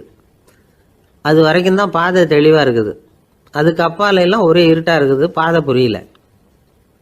இவன் யோசனை பண்ணி பார்த்தான். மனசுக்குள்ள ஒரு சந்தேகம். 10 அடி தூரம் தானே வெளிச்சம் தெரியுது, அப்படின்னா நாம் 10 அடி தூரம் தானே போக முடியும். அதுக்கு அந்தாண்ட ஒரே இருட்டாக இருக்குதே, அதில் எப்படி நாம் நடந்து போகிறது? நாம் ரொம்ப தூரம் நடந்து போய் ஆகணுமே. அப்படிப்பட்ட நினப்பெல்லாம் அவனுக்கு வந்துட்டுது. இதுதான் அவன் மனசில் ஏற்பட்ட தயக்கம். இப்படி யோசிச்சுக்கிட்டே அந்த இளம் ஆசாமி புறப்பட்ட இடத்துலயே நின்றுகிட்டு இருக்கிறான். அந்த சமயத்தில் ஒரு வயசான பெரியவர் அந்த பக்கமாக வந்தார். அவர் கையில் இதை விட சின்னதாக ஒரு விளக்கு வச்சிருந்தார். அது எப்படின்னா அது ஒரு 5 அடி தூரத்துக்கு தான் வெளிச்சம் காட்டுது. அவ்வளவு சின்ன விளக்கு. அவரும் மலை உச்சிக்கு போகிறதுக்காக தான் வந்துகிட்டு இருக்கிறார். அவரை பார்த்து இவன் கேட்டான், என்ன பெரியவரே, இவ்வளவு சின்ன விளக்க வச்சுக்கிட்டு அவ்வளவு தூரத்துக்கு எப்படி மலையேற போறீங்க அப்படின்னு கேட்டான். நீ ஏன் இப்படி தயங்கிட்டே நிற்கிறேன்னு கேட்டார் பெரியவர். என்கிட்ட இருக்கிற விளக்கு 10 அடி தூரத்துக்கு தான் பாதையை காட்டுதுன்னா. இப்போ பெரியவர் சொன்னார், தம்பி, உன் கையில் இருக்கிற விளக்கு கொடுக்குற வெளிச்சத்தை வச்சு நீ முதல்ல 10 அடி தூரம் முன்னாடி போ. 10வது அடியில் போய் நின்றுக்கிட்டு பாரு, மறுபடியும் ஒரு 10 அடி தூரத்துக்கு பாதை தெரியும். இப்படி உன் கையில் இருக்கிற விளக்கு தொடர்ந்து வெளிச்சம் காட்டிக்கிட்டே இருக்கும். நீ முன்னேற முன்னேற அந்த வெளிச்சமும் முன்னேறும். அதனால எத்தனை கிலோமீட்டர் தூரம் வேணும்னாலும் நீ இந்த 10 அடி தூரம் வெளிச்சத்தை வச்சுக்கிட்டே நீ போயிடலாம், புறப்படு அப்படின்னார். இப்போதான் அந்த பெரியவர் சொன்னது இளைஞனுக்கு பளிச்சுன்னு புரிஞ்சுதான். உடனே உற்சாகமாக புறப்பட்டான், உச்சிக்கு போய் சேர்ந்தான். இந்த கதையிலேருந்து நாம் புரிஞ்சுக்க வேண்டியது என்ன தெரியுமா? நீண்ட கால திட்டம் ஒன்று போடும் பொழுது நமக்கு முன்னாடி இருக்கிறத மறந்துட்டு மனசை போட்டு குழப்பிக்க கூடாது. உங்கள் கையில் என்ன இருக்கோ அதுலேயே உங்கள் எதிர்காலம் மறைஞ்சிருக்குது. கண் முன்னாடி தெரியறத வச்சு ஆரம்பிங்க, போக போக வழி தானா புலப்படும் அப்படிங்கிறார் ஒரு பெரியவர். பெரிய பயணங்களையெல்லாம் இப்படி தான் நடத்த வேண்டியிருக்கும். ஒவ்வொரு அடியாக எடுத்து வச்சா ஓடி போய் சேர்ந்து விடலாம். மலைச்சு போய் நின்றுட்டா நின்றுக்கிட்டே இருக்க வேண்டியது தான். நம்ம ஆள்லாம் ரொம்ப மோசமான இருக்கிறாங்க. ஒருத்தன் அப்படித்தான் நீண்ட தூர பிரயாணம் ஒன்று புறப்பட்டான். ரயில் போய்கிட்டே இருந்தது. கொஞ்ச தூரம் போச்சு, பாதி வழியில் கையில் வச்சுருந்த டிக்கெட்டை காற்றுல விட்டுட்டான். ஐயோ என் டிக்கெட்டு போயிட்டுதே அப்படின்னு கத்த ஆரம்பிச்சுட்டான். பக்கத்தில் இருந்த பெரியவர் அவனை பார்த்து பரிதாபப்பட்டு, கவலைப்படாத தம்பி, போனா போகுது, வேற டிக்கெட் வாங்கிக்கலாம் அப்படின்னு ஆறுதல் சொன்னார். அதுக்கு அவன் சொல்கிறான், சார் நான் அதுக்காக அழலை, அந்த டிக்கெட்டு கிடைச்சா தானே நான் எந்த ஊருக்கு போகணுங்கிறது எனக்கு தெரியும் அப்படிங்கிறான். ஒரு அம்மா, அவங்களுக்கு 35 வயசு இருக்கும். குடும்பத்தில் எந்த கஷ்டமும் இல்லை. இருந்தாலும் காரணம் இல்லாமல் பிள்ளைங்க பேரில் கோவப்படுறது, எரிஞ்சு விடுறது அவங்க வழக்கம். பிள்ளைங்க அழும். உடனே அவங்க மனசும் சங்கடப்படும். இன்னொரு அம்மா, நல்ல வேலையில் இருக்கிறவங்க, வாரத்துக்கு ஒரு தடவையாவது தலைவலி வந்துடும். இவங்களுக்கெல்லாம் உடம்புல எந்த கோளாறும் இல்லை, மனசு மட்டும் சரியாக இருக்காது. தூக்க மாத்திரை கையில் வச்சுருப்பாங்க. 30-35 வயசுடைய பெண்களுக்கு சர்வசாதாரணமாக காணப்படுகிற மனக்கோளாறு இது. இதுக்கு பேர் மனவாட்டம், டிப்ரெஷன், மனமடிவு அப்படின்னு சொல்லலாம். இந்த நோய்க்கு அறிகுறி என்ன தெரியுமா? மனசில் வருத்தமான உணர்வு இருக்கும். அடிக்கடி அழலாம் போல தோணும். முன்னால எல்லாம் எந்தெந்த செயலில் ஆர்வம் இருந்ததோ அதெல்லாம் குறைஞ்சிரும், அல்லது சுத்தமாகவே ஆர்வம் இல்லாமல் போயிடும். சில பெண்கள் இளம் வயசில் பக்கத்தில் இருக்கிறவங்க கிட்ட கலகலப்பாக பேசுவாங்க, வீட்டை அலங்கரிக்கிறதுல ஆர்வம் இருக்கும். இப்போ அதுல எல்லாம் ஆர்வம் இல்லாமல் போயிடும். எந்த வேலை செஞ்சாலும் சீக்கிரம் களைப்பு அடைஞ்சுடுறது மாதிரி ஆகிடும். நமக்கு யாருமே உதவியா இல்லை, நம்ம எல்லாரும் கை விட்டுட்டாங்க போல இருக்குதே அப்படிங்கிற உணர்வுலாம் உண்டாகும். தன்னைத்தானே குறை சொல்லிக்குவாங்க. நாம் தப்பு பண்ணிவிட்டோம் போல இருக்குதே அப்படின்னு தோணும். குற்றம் பண்ணிட்டதா நினச்சி கஷ்டப்படுவாங்க. பசி இருக்காது, தூக்கத்தில் தொந்தரவு இருக்கும். அடிக்கடி செத்து போடலாங்கிற உணர்வு வரும். தற்கொலை பண்ணிக்கலாங்கிற எண்ணம் உண்டாகும். சில பேர் தற்கொலை முயற்சியில் கூட ஈடுபடுவாங்க. சில பேருக்கு பலவிதமான உடல் வலிகள் இருக்கும், பலவீனம் இருக்கும், சீக்கிரமாக களைப்படைஞ்சு போடுவாங்க. இதெல்லாம் மனவாட்ட நோய்க்கான தன்மைகள். இந்த மனவாட்டம், அதாவது டிப்ரெஷனை 2 வகையாக பிரிக்கலாமா. ஒன்று தானாக உண்டாக்கிக்கிறது, இன்னொன்று எதிர் விளைவை உண்டு பண்ணுகிற அல்லது நரம்பு சம்பந்தப்பட்ட டிப்ரெஷன். தானாக உண்டாக்கிக்கிற மனவாட்ட நோய் இருக்கு பாருங்க, அதுக்கு ஏதாவது சூழ்நிலை காரணமாக இருக்கலாம், அல்லது இல்லாமலும் போகலாம். மூளையில் டொப்பாமைன் அல்லது செரட்டோனின் இதோட அளவு குறையும் பொழுது இந்த டிப்ரெஷன் உண்டாகுது. இதுக்கு ஓரளவு பிறவி காரணங்கள் கூட இருக்கலாம். குடும்பத்தில் வேற சிலருக்கும் வரலாம். பாதிக்கப்பட்ட பெண்ணை பார்க்கறதுக்கு பலவீனமாக தெரியும், கடுமையான குற்ற உணர்வு இருக்கும், தனியாக இருக்கிறதுக்கு ஆசைப்படுவாங்க, நடு ராத்திரியில் எழுந்திரிச்சு உட்காந்து கஷ்டப்பட்டுக்கிட்டு இருப்பாங்க, கொடூரமான முறையில் தற்கொலை பண்ணிக்க முயற்சி பண்ணுவாங்க, தீ வச்சுக்கிறது, அமிலத்தை குடிக்கிறது, தூக்கில் தூங்குறது. இப்படி தானாக வரவழைச்சிக்கிற மனவாட்ட நோய் மறையக்கூடிய நோய். ஒரு தடவை வந்தால் 3லேருந்து 6 மாதம் வரைக்கும் நீடிக்கும். இடைப்பட்ட காலங்களில் நோயாளி இயல்பாக இருப்பார். எதிர் விளைவை உண்டு பண்ணுகிற அல்லது நரம்பு சம்பந்தப்பட்ட மனவாட்ட நோய் எப்படின்னா, கணவன் மனைவி, மாமியார் மருமகள், இப்படிப்பட்ட உறவு முறை பிரச்சனைகள், தோல்விகள், எரிச்சல்கள், ஆபீஸ் பிரச்சனை, இப்படிப்பட்ட சூழ்நிலையால் உண்டாகிறது. எல்லாத்துக்கும் மருந்து இருக்குது, மார்க்கம் இருக்குது, கவலைப்பட வேண்டியதில்லை, தைரியமாக இருக்கணும். உளவியல் மருத்துவம் இதுக்கு ரொம்ப உபயோகமாக இருக்கும். சில பெண்களை பாருங்கள், அவங்க எதுக்கும் அலட்டிக்கிறது இல்லை. ஒரு அம்மா அப்படி தான் தன்னுடைய கணவனை அழைச்சிக்கிட்டு ஒரு மனநோய் மருத்துவர்கிட்ட வந்தாங்க. டாக்டர், எங்கள் வீட்டுக்காரர் திடீர்னு ஒரு மாதிரி ஆயிட்டார், வித்தியாசமாக நடந்துகிறார்.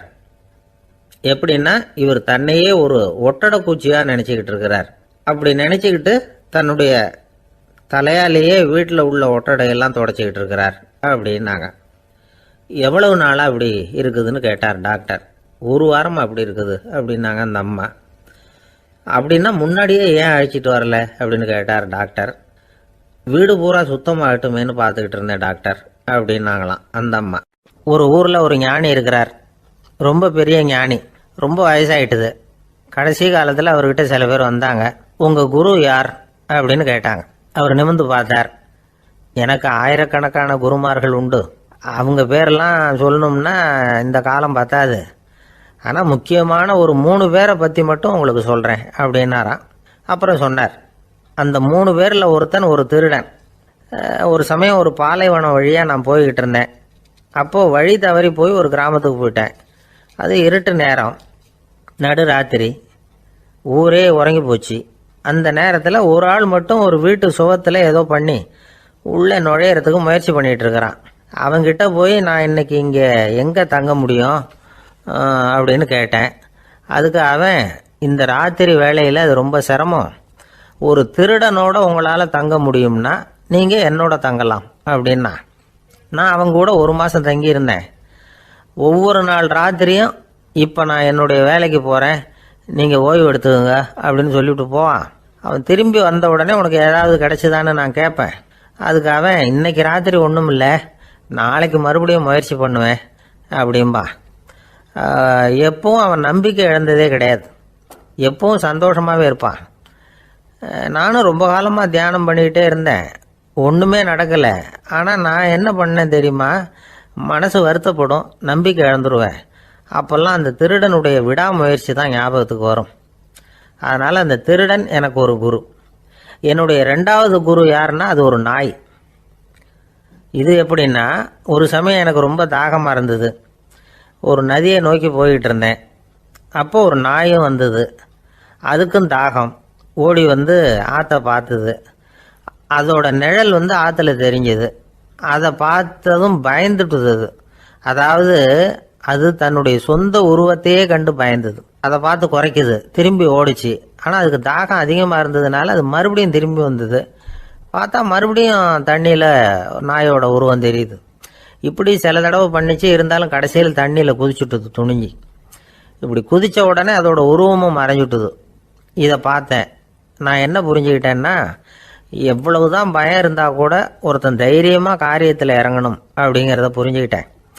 இந்த போதனை அந்த நாய்கிட்ட இருந்து எனக்கு கிடைச்சிது. இது ஒன்று. அடுத்தது என்னுடைய 3வது குரு யாருன்னா அது ஒரு சின்ன குழந்தை. நான் ஒரு சமயம் ஒரு நகரத்துக்கு போனேன். அங்கே ஒரு குழந்தை எரிகிற மெழுகுவத்தி ஒன்று எடுத்துக்கிட்டு வந்தது. நான் அந்த குழந்தைய பார்த்து வேடிக்கையாக கேட்டேன், ஏன் பாப்பா, இந்த மெழுகுவத்தியை நீயாவே கொளுத்துனியா அப்படின்னு கேட்டேன். ஆமான்னுது அந்த குழந்தை. சரி, இந்த மெழுகுவத்தி முன்னாடி எரியாமல் இருந்தது, இப்போ எரியுது. இந்த மெழுகுவத்திக்கு வெளிச்சம் எங்கேருந்து வந்தது, அதை எனக்கு காட்ட முடியுமா அப்படின்னு கேட்டேன் அந்த குழந்தைகிட்ட. இதுக்கு அந்த குழந்தை சிரிச்சுக்கிட்டு அந்த மெழுகுவத்தியை ஊதி அணைச்சுட்டுது. அதுக்கப்புறம் என்னை பார்த்து கேட்டுது, இப்போ இந்த மெழுகுவத்தியின் வெளிச்சம் போனதை பார்த்தீங்க இல்லையா, அது எங்கே போச்சுன்னு எனக்கு சொல்லுங்க அப்படின்னுது. அந்த குழந்தை இப்படி கேட்டதும் என்கிட்ட இருந்த ஆணவம் அழிஞ்சுட்டுது. நான் படித்ததெல்லாம் அந்த வினாடியில் சுக்கு நூறாக போயிட்டுது. என்னுடைய முட்டாள்தனத்தை நான் உணர்ந்தேன் அப்படின்னு இவ்வளவும் அந்த ஞானி விவரமாக சொன்னாராம். அதனால் நாம் இன்னார்கிட்டே இருந்து தான் இதை கற்றுக்கணுங்கிறது இல்லை, யாருக்கிட்டே இருந்தும் எதையும் கற்றுக்கலாம். நம்மால் ஒருத்தன் ஒரு நாய் வளர்த்துக்கிட்டு இருந்தான். அந்த நாய்க்கு வால் கிடையாது. யாரோ ஏற்கனவே வெட்டி எடுத்துட்டாங்க. இந்த நாய் தான் சார் எனக்கு குரு, அதுகிட்டே இருந்து கூட நான் பாடம் கற்றுக்கிட்டு இருக்கிறேன் அப்படின்னா. அப்படி என்ன கற்றுக்கிட்டேன் இந்த வால் இல்லாத நாய்கிட்டே இருந்து அப்படின்னு கேட்டோம். நாம் யாருக்கிட்டையும் வாலாட்டக்கூடாது அப்படிங்கிற பாடத்தை அதுகிட்டே இருந்து தான் நான் கற்றுக்கிட்டேன் அப்படின்னா. இந்த உலகத்தில் எவ்வளவோ உயிரினங்கள் இருக்குது, ஒவ்வொன்றும் ஒவ்வொரு விதமாக சண்டை போடுது.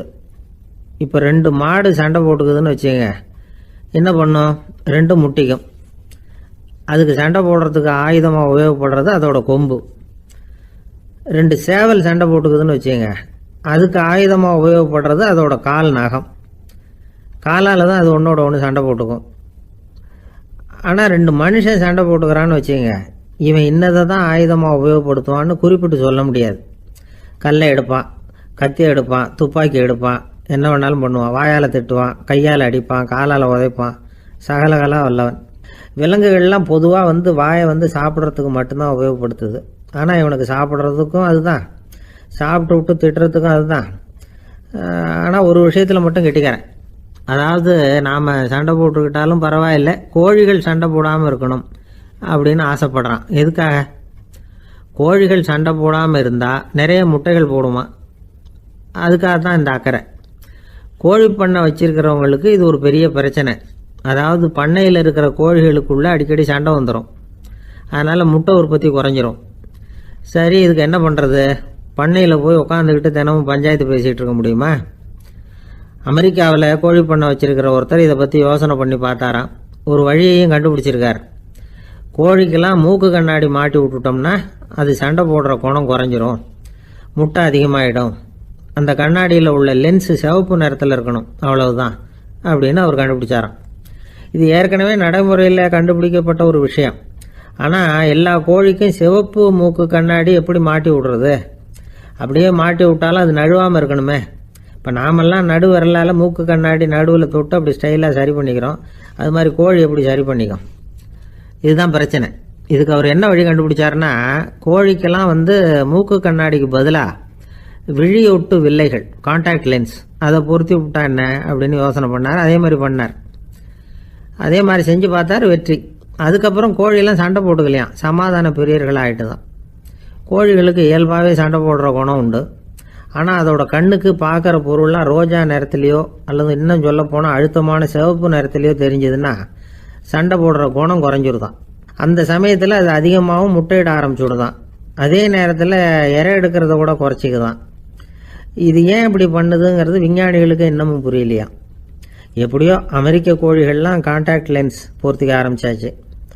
கோழி கழுத்தை பிடிச்சிக்கிட்டு ஒரு சில வினாடிகளில் அதை பொருத்தி விட்றாங்களாம். கோழியோட ஆயுள் பூரா அது அப்படியே இருக்குமா.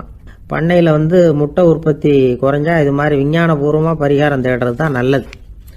நமக்கு வேண்டியப்பட்ட ஒருத்தர், அவர் ஒரு கோழி பண்ணை வச்சுருந்தார். அந்த பண்ணையில் பாதி கோழி திடீர்னு செத்து போச்சு. உடனே ஒரு கால்நடை மருத்துவர்கிட்ட போக வேண்டியது தானே. அங்கே போகல.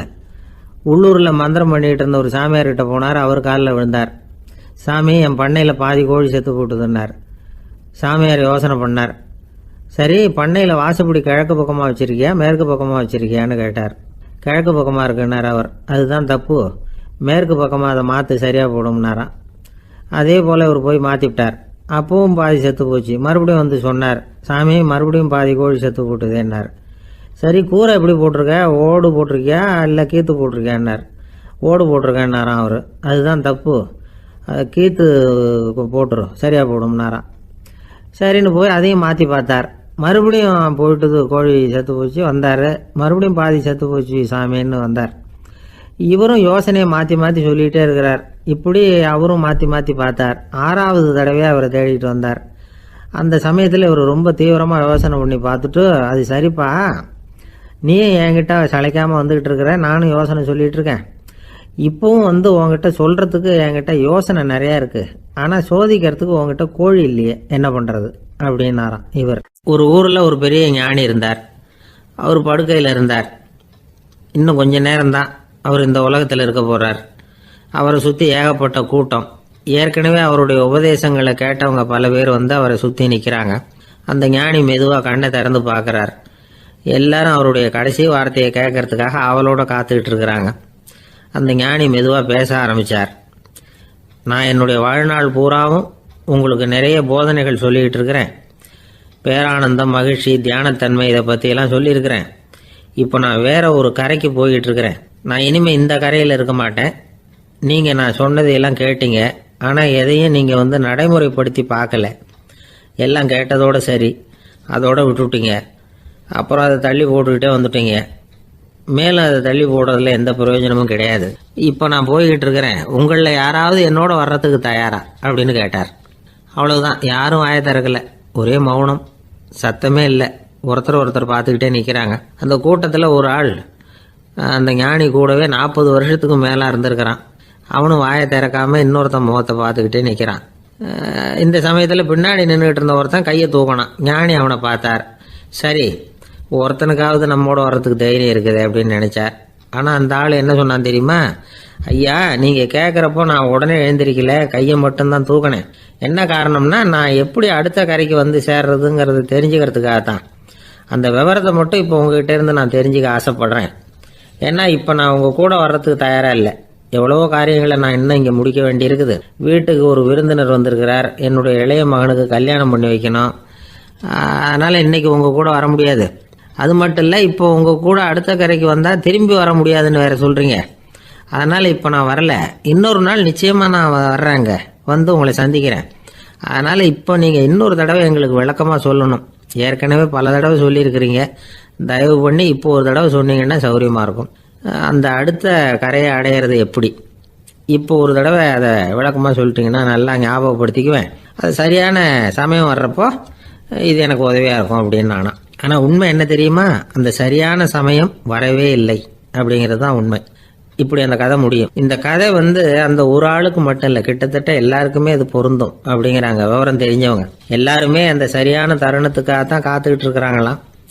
அதுக்காக ஜோசியம் பார்க்குறாங்க, கைரேகை பார்க்குறாங்க, நாளைக்கு என்ன நடக்குங்கிற ஆவலில் எல்லாரும் காத்துக்கிட்டு இருக்கிறாங்க. ஆனால் அந்த ஒரு நாள் ஒருபோதும் வரப்போகிறதில்ல. நீங்கள் தள்ளி போடுறதுக்காக பல அர்த்தமில்லாத காரணங்களை தேடுறீங்க அப்படிங்கிறார் ஒரு ஞானி. காத்திருக்கிறதுலேயே நம்ம காலம் ஓடி போயிடுது. ஏன்னா இன்னைக்கு நாம் சிந்திக்கிறது நாளைக்கு நாம் சிந்திக்கிறது இல்லை. ஒவ்வொரு நாளும் ஒவ்வொரு மாதிரி போயிடுது. நாளைக்கு மறுநாளை பற்றியே சிந்திக்கிறோம். இப்படியே அது பாட்டுக்கு போயிடும். கரையை தொட்டு பார்க்குறது எப்போ, இதுதான் கேள்வி. நமக்கு வேண்டியப்பட்ட ஒருத்தர் ஒரு ரயில்வே பிளாட்ஃபாரத்தில் நின்றுட்டு இருக்கிறார். அங்கே இருக்கிறவங்க கிட்ட கேட்குறாராம், விசாரிக்கிறார், ஏங்க கிழக்க போகிற ரயில் போயிட்டுதுங்களான்னாராம். போயிட்டுதுன்னு இருக்கிறாங்க. கொஞ்ச நேரம் கழிச்சு ஏங்க மேற்க போகிற ரயில் போயிட்டுதுங்களான்னு கேட்டிருக்காரு. போயிட்டுதுங்களான் இருக்காங்க. அப்புறம் கொஞ்ச நேரம் கழிச்சு மறுபடியும் ஏங்க 10:30 மணி வண்டி போயிட்டுதான்னு கேட்டிருக்காரு. தொடர்ந்து காலையிலேருந்து சாயந்தரம் வரைக்கும் இப்படி ஒரே இடத்துல நின்றுட்டு கேட்டுக்கிட்டே இருக்கிறார். இதை பார்த்துக்கிட்டு இருந்த ஒருத்தர் அவர்கிட்ட ஏங்க நீங்கள் எங்கே போகணும் அப்படின்னு கேட்டாராம். இவர் மெதுவாக சொன்னாராம், இந்த ரயில்வே லைனை தாண்டி அந்த பக்கம் போகணும் அப்படின்னாராம். ஆஃபீஸில் வேலை பார்க்குற ஒருத்தர் வந்தார். பேசாமல் ஒரு 10 நாள் லீவு போட்டுடலாமா பார்க்குறேன் அப்படின்னார். ஏன்னு கேட்டோம். என்னுடைய மேலதிகாரி ஒரு முசுடு சார், அவர்கிட்ட வேலை பார்க்குறது ரொம்ப கஷ்டமாக இருக்குது அப்படின்னார். ஆஃபீஸில் வேலை பார்க்குறவங்கெல்லாம் ஒரு விஷயத்தை நல்லா ஞாபகத்தில் வச்சுக்கணும். மேலதிகாரிங்கிறவர் ஒரு பெரிய மகான் இல்லை, அவரும் ஒரு மானிட பிறவி தான். சராசரி மனுஷனுக்குள்ள பலம் பலவீனம் ரெண்டும் அவருக்கும் உண்டு. அதனால் அவரை கொஞ்சம் அனுசரித்து போகிறதுக்கு பழகிறது தான் நல்லது. மேலதிகாரிகளில் பல வகை உண்டு. அதில் முக்கியமாக 3 வகை. அதில் ஒரு வகை எப்படி தெரியுமா, உங்களை ஒரு வேலை செய்கிற மெஷினாக மட்டுமே நினைக்கக்கூடிய வகை. இவங்கெல்லாம் எப்படின்னா, எங்கேயாவது வெளியூர் போயிருந்தா கூட அங்கேருந்து ஃபோன் பண்ணுவாங்க, அந்த வேலை என்னாச்சு, இந்த வேலை என்னாச்சு அப்படின்னு. இவங்களுக்கெல்லாம் உங்கள் நலனை பற்றியோ உங்கள் குடும்பத்தை பற்றியோ அக்கறை இருக்காது. நீங்கள் சொல்கிற யோசனை எதுவும் இவங்ககிட்ட எடுபடாது. கொடுத்த வேலையை பாரு, நீ எனக்கு புத்தி சொல்ல வேணாம் அப்படிம்பாங்க. இவங்களை அனுசரித்து போகிறதுக்கு ஒரே வழி, இவங்க எதை சொன்னாலும் சரின்னு சொல்லிவிட்டு வேலையை கவனிக்க வேண்டியது தான். இவங்ககிட்ட வேற எந்த கேள்வியும் கேட்டுக்கிட்டு இருக்கக்கூடாது. ஆமாம் சாமி போடுறது கௌரவ குறைச்சல் இல்லை, அது ஒரு அலுவலக சௌகரியம், அவ்வளவுதான். இன்னொரு வகையான மேலதிகாரிகள் எப்படி தெரியுமா, இவங்கெல்லாம் ஆஃபீஸ் வேலையை பற்றி அதிகமாக கவலைப்பட்டுக்கிட்டு இருக்க மாட்டாங்க. தங்களுடைய சொந்த இமேஜ் பாதிக்கப்படக்கூடாதுங்கிறதுலையே கவனமாக இருப்பாங்க. இவங்கெல்லாம் அடிக்கடி உங்கள் நலனை விசாரிப்பாங்க. அதே மாதிரி நீங்களும் அவரை விசாரிக்கணும்னு எதிர்பார்ப்பாங்க. இந்த ரக அதிகாரிகளுக்கெல்லாம் புது வருட வாழ்த்து அனுப்பலாம், பிறந்தநாள் வாழ்த்து அனுப்பலாம். அவருக்கு எங்கேயாவது ஒரு பாராட்டு விழா நடந்தால் முதல் வரிசையில் போய் உட்காந்து உங்கள் முகத்தை காட்டலாம். ஆஃபீஸ் வேலையை மட்டுமே பார்க்குற பணியாளர்கள் இது மாதிரி அதிகாரிகள் கிட்ட நல்ல பேர் வாங்க முடியாது. இன்னொரு வகையான மேலதிகாரிகள் உண்டு. அவங்க எப்படின்னா, ஆஃபீஸ் வேலையை பற்றியும் கவலைப்பட மாட்டாங்க, தனக்கு கீழே வேலை பார்க்குறவங்கள பற்றியும் கவலைப்பட மாட்டாங்க. எக்காரணம் கொண்டும் தன்னுடைய பொசிஷனுக்கு ஆபத்து வந்துடக்கூடாதுன்னே நினைக்கக்கூடியவங்க இவங்க. இவங்களால கடுமையான வேலை செய்யவும் முடியாது, தீர்மானிக்கவும் முடியாது. எந்த முடிவையும் எடுக்காமல் அப்படியே தள்ளி போட்டுக்கிட்டே போடுவாங்க எல்லாத்தையும். இதனால் என்ன ஆகும்னா, இவருக்கு கீழே வேலை பார்க்குற உங்களுக்கு பொறுப்பு அதிகமாகிடும். இவங்ககிட்ட போய் பிரச்சனையை மட்டும் சொல்லி பிரயோஜனம் இல்லை, அதுக்கான முடிவுகளை நீங்களே சொல்லணும். அப்போ தான் இது மாதிரி அதிகாரிகள்கிட்ட நல்ல பேர் வாங்கலாம்.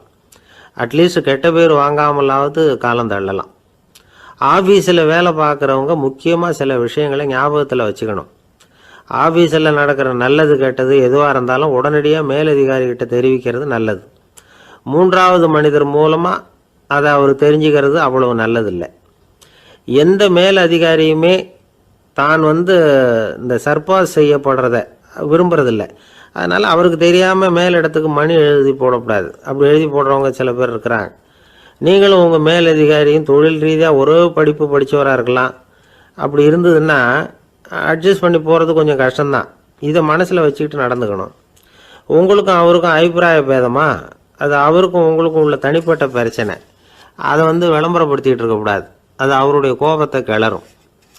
உங்கள் மேலதிகாரி உங்கள் கூட படித்தவராக இருக்கலாம், அதுக்காக அவரை எல்லாருக்கும் முன்னாடி அடைய கிச்சாமி எப்படா இருக்கே அப்படின்லாம் கேட்டுக்கிட்டு இருக்கக்கூடாது. பொதுவாக யாரும் அதை விரும்புறதில்லை. இவ்வளவையும் உங்கள் மனசில் வச்சுக்கிட்டு கொஞ்சம் சாமர்த்தியமாக நடந்துக்கிட்டீங்கன்னா ஆஃபீஸ் உங்களுக்கு அவஸ்தையாக இருக்காது, ஆனந்தமாக இருக்கும். ஒரு மேலதிகாரி தன்கிட்ட வேலை பார்க்குற ஒருத்தரை பற்றி ரொம்ப பெருமையாக சொன்னாராம். எங்கள் ஆஃபீஸில் எவ்வளவோ பேர் வேலை பார்க்குறாங்க, எல்லாரும் தினமும் ஏதாவது பிரச்சனைகளை சொல்லிகிட்டு இருப்பாங்க. ஆனால் இவர் ஒருத்தர் மட்டும்தான் இது வரைக்கும் என்கிட்ட எந்த பிரச்சனையும் சொன்னதே இல்லை. அவர் பாட்டுக்கு வருவார், வேலை பார்ப்பார், போயிடுவார் அப்படின்னாராம். நான் உடனே அவ்வளவு பெருமைக்குரிய அந்த ஊழியரை பார்த்து கேட்டேன், ஏன்பா உன்னுடைய மேலதிகாரிகிட்ட நீ எந்த பிரச்சனையும் கொண்டுகிட்டு போகிறதே இல்லையாமே அப்படின்னு கேட்டேன். அதுக்கு அவர் சொல்கிறாரு, ஆமாங்க, அது ஏன்னா அவரால் எந்த பிரச்சனையுமே தீர்க்க முடியாதுங்கிறது எனக்கு நல்லா தெரியும், அதனால் அப்படி செய்கிறேன், வேற ஒன்றும் இல்லை அப்படின்னார் ரொம்ப பொறுமையாக. ஒரே ஒரு ஊர், அந்த ஊருக்கு பேர் கொடையாளிப்பட்டி. அந்த பேருக்கு தகுந்த மாதிரி தான் அந்த ஊர் மக்களும். யார் என்ன கேட்டாலும் இல்லைன்னு சொல்லாமல் கொடுப்பாங்க. கொடையாளிகள் நிறைந்த ஊர். இனாமா மட்டும் இல்லை, கடனாகவும் பணம் கொடுப்பாங்க. யாருக்காவது அவசரமாக பணம் தேவைப்பட்டதுன்னு வச்சுக்கோங்க, அந்த ஊருக்கு போய் வாங்கிக்கலாம். பத்திரம் தேவையில்லை, சாட்சி தேவையில்லை, ஜாமீன் தேவையில்லை, எந்த உத்தரவாதமும் கேட்காம பணம் கொடுத்துருவாங்க. நம்மால் ஒருத்தனுக்கு பணம் தேவைப்பட்டது, சொந்த பந்தமெல்லாம் கேட்டு பார்த்தா யாரும் கொடுக்குற வழியாக தெரியல. எல்லாரும் அவங்கவுங்க சௌரியத்தை பார்க்குறவங்க, அடுத்தவங்க சௌரியத்தை பற்றி கவலைப்படாதவங்க. இவன் எல்லாரையும் கேட்டு பார்த்துட்டு சோர்ந்து போய் உக்காந்துட்டான். அந்த நேரம் தான் கொடையாளிப்பட்டியை பற்றி கேள்விப்பட்டான். அப்படி ஒரு ஊர் இருக்கிறது தெரிஞ்சதும் அந்த ஊருக்கு வழி கேட்டுக்கிட்டு ஒரு நாள் புறப்பட்டு போனான். வயல்காட்டு வழியாக போக வேண்டியிருந்தது. மெதுவாக நடந்து ஊர் எல்லைக்கு வந்துட்டான். 2 பக்கமும் விவசாய வேலைகள் மும்முரமாக நடந்துக்கிட்டு இருக்குது. ஏர் உழுதுகிட்டு இருக்கிறாங்க. அப்போ அங்கே ஒரு ஆளை பாம்பு கடிச்சுட்டுது. பக்கத்தில் வேலை செஞ்சுக்கிட்டு இருந்தவங்க ஓடி வந்தாங்க. அவசரமாக செய்ய வேண்டிய முதல் உதவியெல்லாம் செஞ்சு பார்த்தாங்க, பலன் இல்லை. அந்த ஆள் செத்து போட்டான். அவன் செத்து விட்டான்னு தெரிஞ்சதும் அவனை தூக்கி வரப்பு மேலே போட்டுட்டு எல்லாரும் அவங்கவுங்க வேலையை கவனிக்க ஆரம்பிச்சிட்டாங்க. அங்கே ஒரு ஆள் இவனை பார்த்து சொன்னான், ஐயா, நீங்கள் போகிற வழியில் இவன் சொந்தக்காரன், இவனுக்கு சோறு கொண்டுகிட்டு வருவான், இவன் இங்கே செத்து விட்டான்னு அவங்ககிட்ட சொல்லிவிடுங்க அப்படின்னா. இவனுக்கு ரொம்ப ஆச்சரியம், என்னடா இது, பாம்பு கடிச்சுட்டுதுன்னதும் பதறி அடிச்சுக்கிட்டு ஓடி வந்தாங்க, செத்து விட்டான்னதும் பேசாமல் தூக்கி போட்டுட்டு போயிட்டாங்க அப்படின்னு நினச்சிக்கிட்டே நடந்து போகிறான். எதிரில் சோறு கொண்டுக்கிட்டு ஒரு ஆள் வந்தான். இவன் விவரத்தை சொன்னான். அங்கே அவங்க சொந்தக்காரன் பாம்பு கடிச்சு செத்து போட்டான் அப்படின்னா. அவன் கொஞ்ச நேரம் அமைதியாக நின்னான். அதுக்கப்புறமா அங்கேயே வரப்பில் உட்காந்து கொண்டுகிட்டு வந்த சோத்தை தானே சாப்பிட்டு முடித்தான். பேசாமல் எழுந்திரிச்சு திரும்பி போயிட்டான். கொஞ்சம் கூட பதறல, அழலை. இப்படியும் ஒரு ஊரா அப்படின்னு நினச்சி ஆச்சரியப்பட்டுக்கிட்டே இவன் ஊருக்குள்ளே போனான். ஒரு பெரிய மனுஷனை பார்த்து பணம் கேட்டான். அவரும் இவனோட பேரையும் ஊரையும் மட்டும் விசாரிச்சுக்கிட்டு தேவையான பணத்தை கொடுத்துட்டார். பணத்தை வாங்கிட்ட பிறகு தன்னுடைய மனசை அரிச்சுக்கிட்டு இருந்த அந்த விஷயத்தை பற்றி கேட்டான். ஐயா, வழியில் ஒருத்தன் செத்துட்டான், அவனை அப்படியே தூக்கி வரப்பில் போட்டுட்டு எல்லாரும் வயல்வெளி வேலைகளை பார்த்துக்கிட்டு இருக்கிறாங்களே அப்படின்னா. இதுக்கு அந்த பெரியவர் சொன்னார், ஆமாம், அப்படி தான் செய்வோம், வேலை முடிஞ்சு வீட்டுக்கு திரும்புகிறப்போ அவனை தூக்கிட்டு அடக்கம் பண்ணிடுவோம் அப்படின்னார். ரொம்ப ஆச்சரியமாக இருக்கே அப்படின்னா. ஏன் உங்கள் ஊரில் யாராவது செத்துட்டா என்ன பண்ணுவீங்க அப்படின்னு கேட்டார். என்ன இப்படி கேட்குறீங்க, எங்கள் ஊரில் எல்லாம் பணத்தை தூக்க விட மாட்டாங்க, ஒப்பாரி வைப்பாங்க, கட்டி புரண்டு அழுது புலம்பி தீர்த்துருவாங்க அப்படின்னா. இவன் பெரியவர் பார்த்தார். அவங்ககிட்ட கொடுத்த பணத்தை லபக்குன்னு பறிச்சுக்கிட்டார். திருப்பி வாங்கிட்டார். இவன் பதறி போய் நிற்கிறான். அவர் சொன்னார், பணத்தையே விட மாட்டேன்னு கட்டுப்பிடிச்சி அழுதா நான் கொடுத்த பணத்தை மட்டும் எப்படி திருப்பி கொடுக்க போகிறேன், போயிட்டு வா அப்படின்னு விரட்டி விட்டாரான். இந்த கதையை நண்பர் ஒருத்தர் சொன்னார். கதை வேடிக்கையாக தெரிஞ்சால் கூட இதில் கருத்து உண்டு. பணம் பிணம் இது ரெண்டையுமே விடுறதுக்கு அவ்வளவு சுலபமாக மனம் வர்றதில்லை. இந்த 2 விஷயங்கள்லேயும் அறிவார்ந்த செயல்பாடு தேவை. ஒரு பேருந்து மரத்தில் மோதி விட்டுது. எல்லாரும் அடிபட்டு முனைகிட்டு கிடக்கிறாங்க. டிரைவர், கண்டக்டர் இவங்களுக்கும் அடி. அவங்களும் ஒரு பக்கம் கிடக்கிறாங்க. ஒரு மூலையில் கிடக்கிற ஒருத்தன் மெதுவாக முக்கி முனகி கண்டக்டர்னு சத்தம் போடுறான். கண்டக்டர் மெதுவாக நகர்ந்து அவங்ககிட்ட போய் என்னன்னு விசாரிக்கிறார். அவன் ரொம்ப சிரமப்பட்டு வாயை திறந்து ஒரு 15 காசு சில்லற பாக்கி அப்படின்னானான். ஒரு பெரிய காடு. அந்த காட்டுக்கு மத்தியில் ஒரு ஆசிரமம். அங்கே ஒரு முனிவர் இருந்தார். பல இடங்கள்லேருந்து வர்ற குழந்தைகளுக்கு அவர் பாடம் சொல்லி கொடுத்துக்கிட்டு இருக்கிறார். ஏழை பணக்காரர் அப்படிங்கிற வித்தியாசம்லாம் கிடையாதுங்க. எல்லாரும் அவர்கிட்ட தங்கள் பிள்ளைகளை அனுப்பி வச்சாங்க. மன்னர்களுடைய பிள்ளைங்க கூட அங்கே அவர்கிட்ட தான் படிக்கிறதுக்கு வருவாங்க. ஆனால் அந்த முனிவரை பொறுத்த வரைக்கும் எல்லா பிள்ளைங்களும் ஒன்று தான். இது யார் வீட்டு புள்ளன்னெல்லாம் பார்க்க மாட்டார், எல்லாரும் சமம். மாணவர்கள்லாம் அங்கேயே மாத கணக்கில் வருஷ கணக்கில் தங்கியிருந்து பாடம் கற்றுக்கிட்டு போகிறது வழக்கம். அவராக பார்த்து போகணுன்னு சொல்கிற வரைக்கும் அங்கேயே இருக்கணும், படிக்கணும். குருகுல வாசம். ஒரு சமயம் ஒரு ராஜகுமாரனும் அவர்கிட்ட வந்து படிச்சுக்கிட்டு இருந்தான். அவனுக்கு ஒரு 15 வயசு இருக்கும். சில வருஷம் கழித்து இந்த முனிவர் தன்கிட்ட இருக்கிற மாணவர்களுக்கெல்லாம் பரீட்சை வச்சார். அவங்களுடைய அறிவு முதிர்ச்சியை கணிக்கிறதுக்காக பல சோதனைகள்லாம் வச்சார். ஒவ்வொருத்தராக பார்த்து இனிமேல் நீங்கள் வந்து உங்கள் வீட்டுக்கு போகலாம் அப்படின்னு சொல்லி அனுப்பி வச்சுக்கிட்டு இருக்கிறார். எல்லாரும் போயிட்டாங்க. கடைசியாக மிஞ்சி இருந்தது ஒரே ஒரு மாணவன். அவனை மட்டும் வீட்டுக்கு அனுப்பல. யார் அந்த பையன் தெரியுமா? அவன்தான் அந்த ராஜகுமாரன்.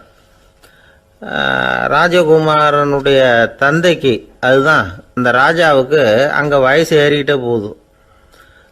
என்ன இது படிக்க போன பையன் இன்னும் திரும்பி வரலையே அப்படின்னு நினச்சார். வந்துட்டா சீக்கிரமாக அவனுக்கு பட்டம் கட்டிவிட்டு நாம் விலகிக்கலாமே அப்படின்னு நினச்சாரு. கல்யாணம் வேறு பண்ணி பார்க்கணும் பையனுக்கு. ஆனால் பையன் வர்ற வழியை காணும். ராஜா பார்த்தார். சரி, நேர்லேயே போய் என்னன்னு தெரிஞ்சுட்டு வந்துடுவோம் அப்படின்னு காட்டுக்கு புறப்பட்டார். அங்கே போய் முனிவரை பார்த்தார்.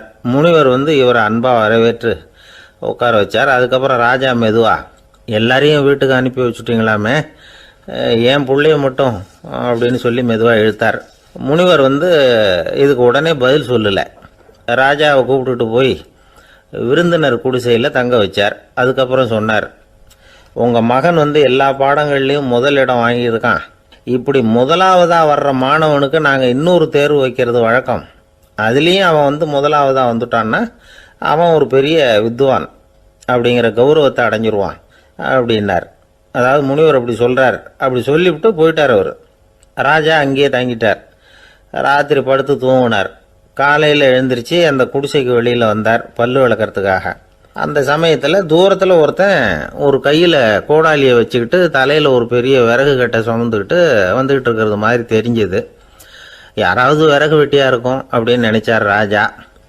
கிட்ட வந்ததும் உத்து பார்க்குறாரு. பார்த்தா அது தன்னோட புள்ள. திகைச்சு போயிட்டார். என்ன இது, ஒரு ராஜகுமாரனை கூட இது மாதிரி வேலையெல்லாம் செய்ய சொல்கிறாங்களே அப்படின்னு நினச்சார். ராஜகுமாரன் வந்து விறகு கட்டை கொண்டுகிட்டு போய் கொல்லை பக்கம் வச்சான். அந்த சமயம் முனிவர் அங்கே வந்தார். என்ன மகனே, விறகு வெட்டிட்டு வந்துட்டியா? சரி, இப்போ வந்து ஒரு துடைப்பத்தை எடுத்துக்கோ, விருந்தினர் குடிசையின் வாசல் பக்கத்தை கூட்டி பெருக்கி சுத்தம் பண்ணு போ அப்படின்னார். அப்படியே செய்கிறேன் குருவே அப்படின்னு சொல்லிவிட்டு போனான். சுத்தம் பண்ண ஆரம்பிச்சிட்டான். ராஜா பார்த்தார் இதை. உடனே ஓடியாந்தார். மகனே, என்ன காரியம் பண்ணுற? துடைப்பத்தை கீழே போடுனார். இப்போ அந்த ராஜகுமாரன் சொல்கிறான், தந்தையே, இது வந்து என்னுடைய குருதேவரோட உத்தரவு. இங்கே வந்து நான் ஒரு மாணவன். இங்கே அரசனும் ஒன்று தான், ஆண்டியும் ஒன்று தான். குருதேவர் சொல்கிறத மறுக்காமல் செய்கிறது தான் எங்கள் கடமை அப்படின்னா. இந்த சமயம் முனிவர் அங்கே வந்தார். இவனை வந்து முதுகில் தட்டி கொடுத்தார். அப்புறம் ராஜா கிட்ட சொன்னார், அரசே, உங்கள் புள்ள எங்கள் கடைசி தேர்வுலேயும் வெற்றி பெற்றுட்டான். பணிவு தான் மாணவர்களின் மிக உயர்ந்த குணம். குருநாதர் சொல்றது மனசுக்கு பிடிக்கலன்னா கூட மறுக்காம செய்யணும். அப்படி செய்யறதுனால எதை செய்யலாம் எதை செய்யக்கூடாது அப்படிங்கிற விவேகம் அவங்களுக்கு வந்துடும். செய்யக்கூடாததை கூட பெரியவங்க சொல்லிவிட்டா செஞ்சுதான் ஆகணும் அப்படிங்கிற பணிவு அவங்களுக்கு வந்துடும். இந்த குணம் வந்துட்டுதுன்னா அவங்க எத்தனை கடினமான வேலையாக இருந்தால் கூட ரொம்ப சுலபமாக செஞ்சு முடிச்சிருவாங்க. தூக்கத்திலேயும் அப்புறம் துக்கத்திலேயும் தோண்டு போட மாட்டாங்க. இந்த பணிவும் விவேகமும் அவங்கக்கிட்ட மன உறுதியை ஏற்படுத்தும். அந்த உறுதி உங்கள் பையனுக்கு வந்தாச்சு. இனிமேல் அவனை நீங்கள் அழைச்சிட்டு போகலாம். அவன் நிச்சயமாக பேரும் புகழும் பெறுவான் அப்படின்னார். ராஜா அவரை பார்த்து, குருதேவா, புரிஞ்சுக்கிட்டேன், என்னை மன்னிக்கணும் அப்படின்னாரு. அதுக்கப்புறம் மகனை அழைச்சிக்கிட்டு நாட்டுக்கு திரும்பி வந்துட்டார். இந்த கதையை இன்று ஒரு தகவலில் சொல்லுங்க சார், உங்கள் நிகழ்ச்சியில் சொல்லுங்க சார் அப்படின்னு சொல்லி மாணவர்கள் கேட்டால் பணிவாக இருக்கிறது எப்படி அப்படிங்கிறத புரிஞ்சுக்குவாங்க அப்படின்னு சொன்னார் ஒருத்தர். சரி சொல்லுவோம், அதுக்கு முன்னாடி நேர்லேயே ஒரு பையன்கிட்ட சொல்லி பார்க்கலாமே அப்படின்னு தோணுச்சு. உடனே ஒரு பையனை கூப்பிட்டோம். ஏன்பா, உங்கள் வாத்தியார் உனக்கு இது மாதிரி ஒரு பரீட்சை வச்சா என்ன பண்ணுவேன் அப்படின்னு கேட்டோம். நானும் அப்படி தான் சார் நடந்துக்குவேன், விறகு வெட்டுவேன், தொடப்பத்தினால கூட்டி சுத்தம் பண்ணுவேன், உடனே செஞ்சு முடிச்சிருவேன் சார் அப்படின்னா. பலே பரவாயில்லையே அப்படின்னோம். ஆமாம் சார், அப்படி செஞ்சால் தானே வீட்டுக்கு அனுப்புவார், இல்லைன்னா இன்னொரு வருஷம் இங்கேயே இருந்து படின்னு சொல்லி விடுவார், அதனால் அப்படி செய்வேன் அப்படிங்கிறான் அந்த பையன். பிரிட்டிஷ் ஆட்சி நடந்துகிட்டு இருந்த காலம் 1920களின் கடைசி. அப்போ நடந்த ஒரு உண்மை நிகழ்ச்சி இது. ஒரு கல்யாண மாப்பிள்ளை ரயிலில் வந்து இறங்க போகிறார். அவரை வரவேற்க ஒரு ராஜ குடும்பமே வந்து காத்துக்கிட்டு இருக்குது. மங்களூர்லேருந்து வந்து இறங்குற அந்த மாப்பிள்ளை யார் தெரியுமா? ஒரு நாய். உண்மைதான், அந்த நாய்க்கு தான் கல்யாணம். சுதேசி சமஸ்தானத்து மன்னர்களில் ஒருத்தர் ஜூனாகட் மகாராஜா. அவரோட வளர்ப்பு நாய் ரோஷனாரா. அதுக்கு கல்யாணம் பண்ணி வைக்கணும்னு ஆசைப்பட்டார். மாப்பிள்ளை தேடினார். மங்களூர் மகாராஜாவோட வளர்ப்பு நாய் ஒன்று இருந்தது, பேர் பாபி. இது ரெண்டுக்கும் கல்யாணம் நடத்த முடிவு பண்ணார். திருமணத்துக்கு வேண்டிய எல்லா ஏற்பாடுகளையும் பண்ணுங்க அப்படின்னு உத்தரவு போட்டார். ஆயிரக்கணக்கான அழைப்புதழ்கள், பல சமஸ்தான மன்னர்கள், ஜமீன்தார்கள், பிரிட்டிஷ் அதிகாரிகள், பெரிய பணக்காரங்க, இப்படி நிறைய பேருக்கு அழைப்புதழ்கள் அனுப்பி வச்சாங்க. பத்திரிகையை பார்த்தவங்கெல்லாம் திகைச்சு போயிட்டாங்களாம். இருந்தாலும் என்ன பண்ணுறது, ராஜாவே அழைக்கிறார், போகாமல் இருக்க முடியுமா? அந்த சமயத்தில் நாட்டின் கவர்னர் ஜெனரலாக இருந்தவர் வந்து இர்வின் பிரபு. அவருக்கும் ஒரு பத்திரிக்கை போயிருக்குது. வாங்கி பார்த்ததும் அவருக்கு பயங்கர எரிச்சல். உடனே குப்பை தொட்டியில் போட்டுவிட்டாராம். மாட்சிமை தங்கிய பிரிட்டன் சக்கரவர்த்தியின் பிரதிநிதியான தன்னை கேவலம் ஒரு நாயின் திருமணத்துக்காக அழைக்கிறதா அப்படின்னு அவருக்கு ஆத்திரம். இருந்தாலும் கல்யாணம் பிரமாதமாக நடந்துதான். கல்யாணத்தன்னைக்கு பொண்ணுக்கு ஸ்பெஷல் குளியல், தண்ணீருக்கு பதிலாக வாசனை திரவியங்கள், பன்னீர், குளித்ததுக்கு அப்புறம் அலங்காரம், வைர மாலை, முத்து மாலை, ஏகப்பட்ட அலங்காரம். மாப்பிள்ளையை அழைக்கிறதுக்கு ரயில்வே ஸ்டேஷனில் ராஜ குடும்பமே காத்துக்கிட்டு இருக்குது. அவங்களோட வளர்ப்பு நாய்கள் 250. அத்தனை நாய்களுக்கும் பட்டு துணி போத்தி இருக்குது. முத்து வடங்கள் அணிவிச்சிருக்கிறாங்க. எல்லாம் ராஜ நாய்கள். அதுகளையும் வீதியில் நடக்க விடலையாம். அதுகளை சுமந்துக்கிட்டு போக அலங்கரிக்கப்பட்ட யானைகள் காத்துக்கிட்டு இருக்குதான். மாப்பிள்ளைக்கு வரவேற்பு எப்படி தெரியுமா? அது நடந்து வர்ற பாதை பூரா ரத்தன கம்பளம் விரிச்சிருக்குது. 2 பக்கமும் ராஜாங்க அதிகாரிகள் கைகட்டி நிற்கிறாங்க. அரசு படை வீரர்கள் அணிவகுப்பு மரியாதை செலுத்துகிறாங்க. அந்த நாய் ராஜ மரியாதையோடு நடந்து வருது. நகையெல்லாம் போட்டுக்கிட்டு வருது. திருமண மண்டபத்துக்கு வந்து சேருது. அங்கே கல்யாணம் அமோகமாக நடக்குது. இந்த திருமணத்தை முன்னிட்டு அந்த ஜூனாகட் சமஸ்தானத்துக்கு 3 நாள் விடுமுறை வேறு. கல்யாணத்துக்கு வந்திருந்தவங்களுக்கெல்லாம் ஏக தடபுடலாக விருந்து, நாட்டியம் எல்லாம் பிரமாதமாக நடந்து தான். இந்த கல்யாணத்தில் கலந்துக்க வந்திருந்த மற்ற சமஸ்தானத்து மன்னர்கள், திவான்கள், அரச குடும்பத்தினர், இப்படி அவங்க 700 பேராம். அவங்க வந்து போகிறதுக்காக விசேஷ ரயில்கள்லாம் வேற விட்டுருக்காங்க. கல்யாணம் முடிஞ்சதும் அந்த நாய் தம்பதிகளோட பெரிய பெரிய மன்னர்கள்லாம் ஒன்றா உட்காந்து சாப்பிட்டாங்களாம். ஏர் கண்டிஷன் அறையில் அந்த தம்பதிகள் கொஞ்ச காலம் வாழ்ந்துருக்கிறாங்க. கொஞ்ச நாளில் மாப்பிள்ளைக்கு மரியாதை குறைய ஆரம்பிச்சுட்டுது. வெளியில் துரத்தி விட்டாங்களாம். அந்த பெண் நாய் மட்டும் ராஜ போகங்களை அனுபவித்து வந்து தான். இந்த கல்யாணத்தை பார்த்துட்டு தொடர்ந்து மற்ற சமஸ்தானத்து மன்னர்களும் நாய் திருமணங்கள் நடத்த ஆரம்பிச்சுட்டாங்களாம். இது உண்மையில் நடந்திருக்குது. இப்படி அது இருக்கட்டும். இப்போ நம்ம கதைக்கு வருவோம். ஒரு ராஜாவுக்கு ரொம்ப நாள் கழித்து ஒரு குழந்தை பிறந்து தான். அரண்மனை ஜோசியரை கூப்பிட்டுருக்கார் ராஜா. ஜோசியரே, என் மகன் வருங்காலத்தில் சிறந்த வாழ் வீரனாக வரணும்னு ஆசைப்படுறேன், வருவானாங்கிறத கொஞ்சம் பார்த்து சொல்லுங்களேன் அப்படின்னாராம். ஜோசியர் சொன்னார், மன்னா, உங்கள் புள்ள வாழ் வீரனாக வர்றது கஷ்டம். ஆனால் அவரும் உங்களை மாதிரியே நாய்க்குட்டிகள் பேரில் பிரியமாக இருப்பார், அதுகளுக்கு கல்யாணமும் பண்ணி வைப்பார் அப்படின்னாராம். அது எப்படி கண்டுபிடிச்சிங்க அப்படின்னு கேட்டிருக்கார் ராஜா. அரசே, உங்கள் பிள்ளைக்கு வாழ் மேலே உள்ள பிரியத்தை காட்டிலும் நாய் மேலே உள்ள பிரியம் அதிகங்கிறதுக்கான அறிகுறி இப்போவே தெரியுது. நல்லா கவனித்து பாருங்க. அவர் வாழ்னு கத்துறாரு அப்படின்னாரு. கவனித்து பார்த்துட்டு அப்படி எனக்கு காதில் விழலையே அப்படின்னாராம் மன்னர். அதனால தான் சொன்னேன், அவர் கத்துறது வாழ்னு கத்தலை, வள்ளுன்னு கத்திக்கிட்டு இருக்கார், அதனால தான் அப்படி சொன்னேன் அப்படின்னாராம் அரண்மனை ஜோசியர். உங்கள் பையன் எப்படி சார் இருக்கான் அப்படின்னு விசாரித்தார் ஒருத்தர். அவன் என்ன சார், எதை சொன்னாலும் காதில் ஆக மாட்டேங்கிறான், அவன் பாட்டுக்கு போகிறான் வர்றான் அப்படின்னு சொல்லி அழுத்துக்கிட்டார் அப்பா. பெரியவங்க சொல்கிறத சின்ன பிள்ளைங்க கேட்கறது இல்லைங்கிறது ஒரு குறை. பெரியவங்க சொல்கிறது சின்ன பிள்ளைங்க காதிலேயே விழறது இல்லைங்கிறது ஒரு குறை. இது கொஞ்சம் சீரியஸான விஷயம், கவனித்து பார்க்கணும். ஒரு குழந்தைக்கு காது சரியாக கேட்குதா இல்லையா அப்படிங்கிறத நாம தான் கவனித்து பார்த்து கண்டுபிடிக்கணும்.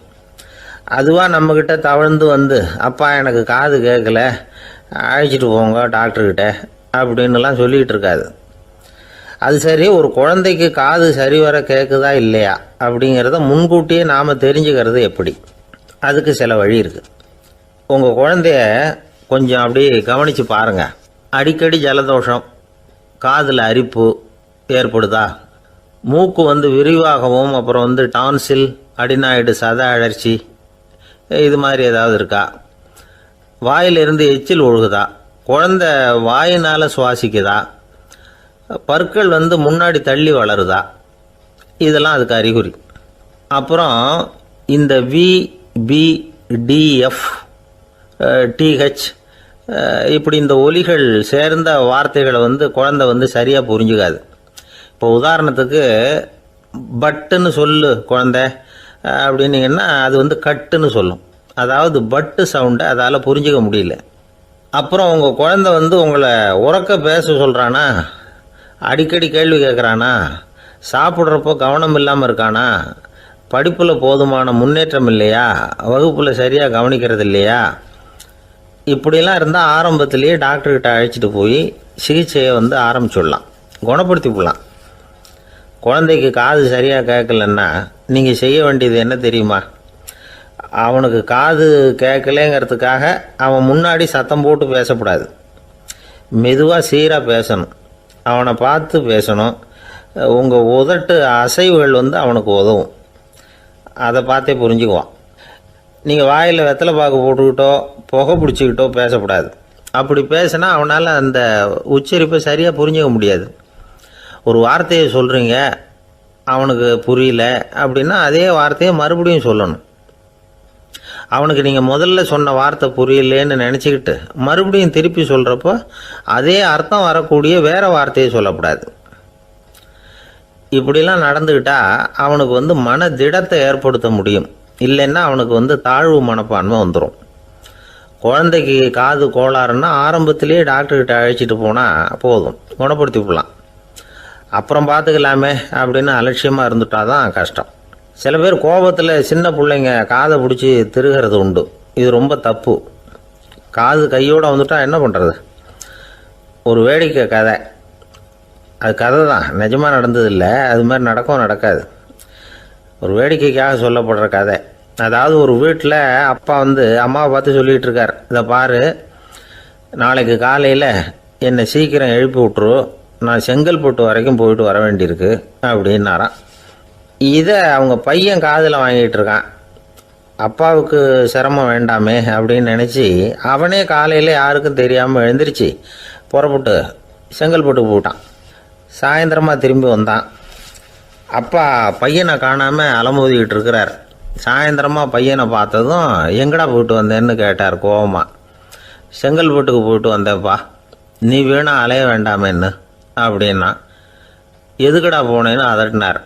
அதான்ப்பா, நீ நேற்று அம்மாக்கிட்ட சொல்லிக்கிட்டு இருந்த, அதை காதில் வாங்கினேன், உனக்காக நான் போயிட்டு வந்தேன் அப்படின்னா. உடனே எந்த காதில் வாங்கினேன் அப்படின்னு சொல்லி காதை பிடிச்சி திருகினார். அந்த காது கையோடு வந்துட்டுது. இது நடந்து கொஞ்ச நாள் கழித்து அந்த அப்பாவும் பையனும் கடத்தெருவில் போய்கிட்டு இருக்கிறாங்க. எதிரில் ஒரு நாய் ஓடி வந்தது. அதுக்கு 2 காதும் இல்லை. என்ன இது, இந்த நாய்க்குட்டிக்கு 2 காதும் இல்லை அப்படின்னார் அப்பா. அதுக்கு பையன் சொல்கிறான், அப்பா அது 2 தடவை செங்கல்பட்டுக்கு போயிட்டு வந்துடுவோம் அப்படின்னானா. ஒரு அப்பாவுக்கு 2 பிள்ளைங்க. மூத்தவன் ரொம்ப அடக்கம், அப்பா எது சொன்னாலும் கேட்பான், பெரியவங்களுக்கு கீழ்ப்படிஞ்சு நடப்பான். இளையவன் அப்படி இல்லை, தான் நினச்சதை தான் சொல்லுவான், செய்வான். அடுத்தவங்க சொல்கிறத கேட்க மாட்டான், அடங்கி நடக்க மாட்டான். இந்த 2 பேரில் யாரை உங்களுக்கு பிடிக்கும்? பெரியவனை தான் பிடிக்கும். ஏன்னா அவன் தான் சொல்கிற பேச்சை கேட்குறவன் அப்படின்னு சொல்லுவீங்க. ஆனால் ஒரு ஞானி என்ன சொல்கிறார் தெரியுமா? ஒரு குழந்தை அதன் அறிவுக்காக மதிக்கப்பட வேண்டுமே தவிர அதனுடைய கீழ்ப்படியும் தன்மைக்காக அல்ல அப்படிங்கிறார். நம்ம குழந்தைகளை சுயமாக சிந்திக்கிறதுக்கு நாம் விடுறதில்லை, மற்றவங்கள பார்த்து காப்பி அடிக்கிறதுக்கு தான் நாம் அவங்களுக்கு கற்றுக் கொடுக்குறோம். புகழ்பெற்ற மனிதர்கள் சிலருடைய பேரை சொல்லி நீயும் அவர் மாதிரி ஆகணும், இவர் மாதிரி ஆகணும் அப்படின்னு சொல்லிகிட்டே இருக்கிறோம். குழந்தைகள் தங்களுடைய தனித்தன்மையை வளர்த்துக்கிறதுக்கு நாம் தடையாக இருக்கிறோம். ஒரு குழந்தைகிட்ட அனாவசியமாக நம்பிக்கையை வளர்த்துடக்கூடாது, எந்த கோட்பாட்டையும் திணிக்கக்கூடாது. நாம் ஏற்கனவே அர்த்தமில்லாத கருத்துக்களையும் கொள்கைகளையும் மனசில் போட்டு நிரப்பி வச்சிருக்கிறோம். இந்த உலகத்துக்கு புதுசாக வந்து சேர்ந்திருக்கிற ஒரு குழந்தையின் தூய்மையான மனசில் நம்ம கருத்துக்களை அறிமுகம் செய்ய அல்லது திணிக்கிறதுக்கு நமக்கு எந்த அதிகாரமும் கிடையாது. ஒரு குழந்தைய நீ இந்த மதத்தை சேர்ந்தவன் அப்படின்னு பிறந்ததுமே ஒரு முத்திரை குத்தி போடுறோம். இது அதோட சுதந்திரத்தை ஆரம்பத்திலேயே கிள்ளி எறிகிறது மாதிரி தான். நீங்கள் ஒரு மதத்தின் வழிமுறைகளை கடைப்பிடிச்சிக்கிட்டு வர்றீங்க, அந்த வழியில் போய்கிட்டு இருக்கிறீங்க, சரி, அதனால் போகிறீங்க. அதுக்காக உங்கள் குழந்தையையும் அதே வழியில் தான் வரணும் அப்படின்னு கட்டாயப்படுத்துறதுக்கு உங்களுக்கு என்ன உரிமை இருக்குது? அந்த குழந்தை சுயமாக சிந்திச்சு ஒரு முடிவுக்கு வரட்டுமே, அதுக்கு நீங்கள் ஏன் தடையாக இருக்கிறீங்க? நமக்கு உண்மையிலேயே நம்ம குழந்தை மேலே அன்பு இருந்தால் இது மாதிரி திணிப்பு வேலைகளை செய்யக்கூடாது. திணிப்பு வேலைகளிலிருந்து குழந்தைகளை காப்பாற்றினா போதும். அதுதான் ரொம்ப முக்கியம். அடுத்த தலைமுறை அற்புதமான தலைமுறையாக உருவாகும். நாம் தான் சாதி மத சங்கடங்களில் மாட்டிக்கிட்டு தவிக்கிறோம். அவங்களாவது சாதி மத வேறுபாடு இல்லாத சமுதாயத்தை பார்க்கட்டுமே, அந்த சௌகரியங்களை அனுபவிக்கட்டுமே. அதுக்கு நாம் என்ன செய்யணும்னா ஒன்றும் செய்யாமல் இருந்தால் போதும். ஒரு குழந்தைகிட்ட நம்ம கருத்தை திணிக்கும் பொழுது என்ன ஆகுது தெரியுமா? அது அவனை அவங்கிட்ட இருந்தே அப்புறப்படுத்தி விடுது, அவனுடைய தனித்தன்மையை அழிச்சுடுது, அவனை ஒரு எல்லைக்குள்ளே திணிச்சுடுது. இதெல்லாம் அன்புங்கிற பேரால் பெற்றோர்கள் செய்கிற தப்பு. இதெல்லாம் கேட்டுக்கிட்டு இந்த காலத்தில் அப்பா ஒருத்தர் சொன்னார், நான் கருத்துக்களை எல்லாம் என் பையன்கிட்ட திணிக்கிறது இல்லைங்க, ஆனால் அதிகமாக சாப்பிட சொல்லி கட்டாயப்படுத்துவேன் அப்படின்னார். உங்கள் வீட்டு சமையல் அவ்வளோ நல்லா இருக்குமான்னு கேட்டாங்க. நல்லா இருந்தால் நான் ஏன் அவனை சாப்பிட சொல்லி கட்டாயப்படுத்த போகிறேன் அப்படின்னார். ஒரு ஊரில் ஒரு மன்னன் இருந்தான், கொடுங்கோல் மன்னன். நிறைய தொந்தரவு பண்ணிக்கிட்டு இருந்தான். அவன் ஒரு தடவை என்ன பண்ணான் தெரியுமா? ஒரு தப்பும் பண்ணாத ஒரு இளைஞனை பிடிச்சி ஜெயிலில் அடைச்சுட்டான். அந்த பையனோட சொந்தக்காரங்கள்லாம் ராஜா கிட்ட போனாங்க. அவன் ஒரு தவறும் பண்ணலை, அவனை விடுதலை பண்ணுங்க அப்படின்னு கெஞ்சி கேட்டுக்கிட்டாங்க. மன்னன் யோசனை பண்ணான். அந்த இளைஞனை கூப்பிட்டுக்கிட்டு வர சொன்னான். அவனை கொண்டாந்து ராஜா முன்னாடி நிறுத்தினாங்க. இதை பாருப்பா, உன்னை நான் விடுதலை பண்ணுவேன், ஆனால் ஒரு கண்டிஷன். அந்த நிபந்தனையை நீ நிறைவேற்றினா உனக்கு விடுதலை அப்படின்னா மன்னன். சரின்னு ஒத்துக்கிட்டான் பையன். மன்னன் கண்டிஷன் என்னங்கிறத சொன்னான்.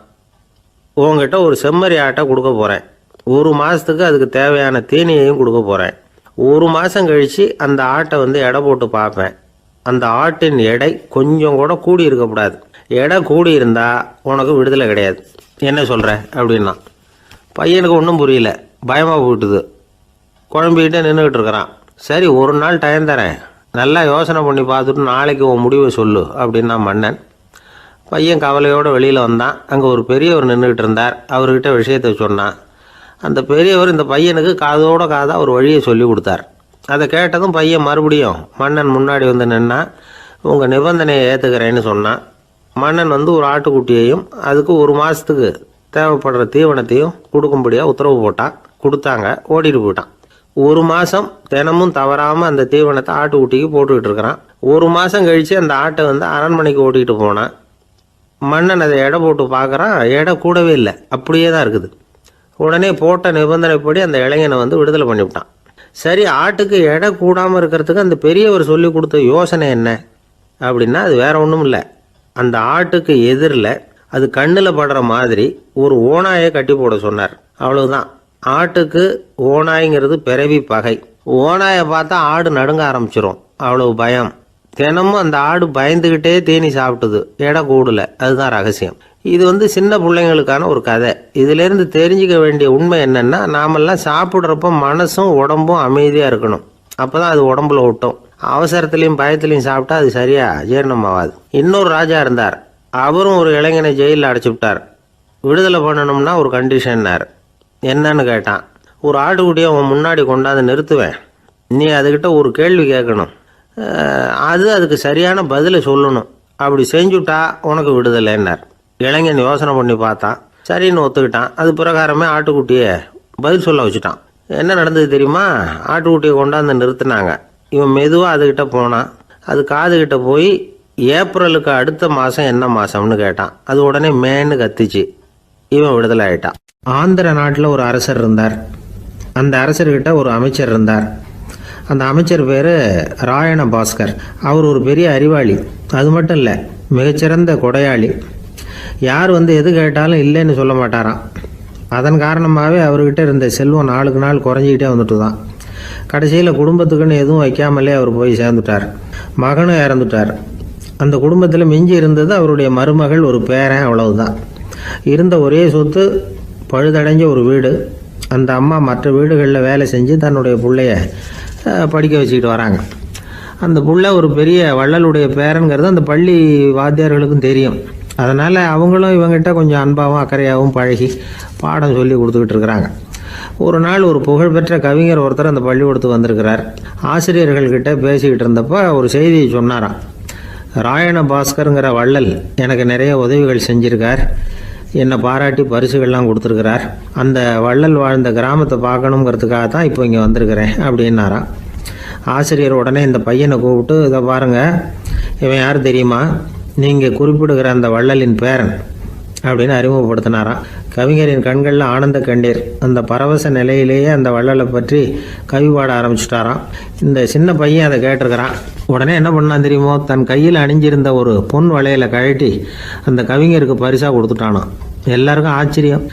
தாத்தா இருக்கும் நிலையில் கொடுத்தார், பேரன் இல்லாத நிலையிலையும் கொடுக்குறான்.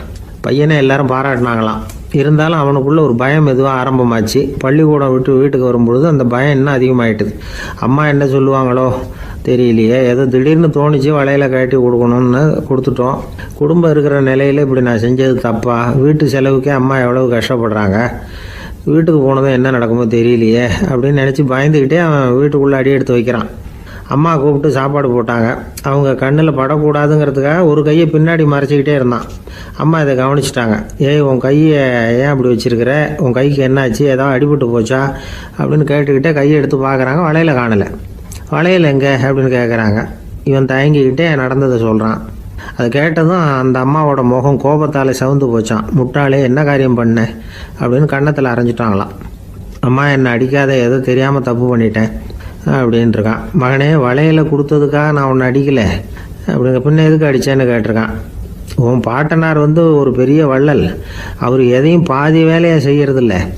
அவருடைய பேரை நீ அரைகுறை வேலை செஞ்சுட்டு வந்திருக்கிற அப்படின்னாங்களாம். என்னம்மா சொல்கிறேன்ருக்கான். நீ ஒரே ஒரு வளையலை மட்டும்தானே கட்டி கொடுத்துருக்குற, கொடுக்குறதா இருந்தால் ரெண்டையும் சேர்த்துல கொடுத்துருக்கணும், அதுதானே உங்கள் தாத்தாவுக்கு பெருமை அப்படின்னாங்களாம்.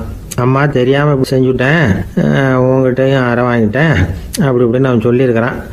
இப்போ அம்மா கொஞ்சம் இருங்க, அந்த கவிஞர் இன்றைக்கி நம்ம ஊரில் தான் தங்கியிருப்பார், நாளைக்கு காலையில் தான் அவர் எங்கே இருக்காருன்னு விசாரித்து இன்னொரு வளையலையும் கொடுத்துட்றேன் அப்படின்ட்டுருக்கான். மகனே, நல்ல செயல்களையெல்லாம் நாளைக்குன்னு ஒத்தி போடாத, நாளைக்கு என்ன நடக்குங்கிறது யாருக்கு தெரியும், இப்போவே போ, எங்கே இருக்காருன்னு பாரு அப்படின்ட்டுருக்காங்க.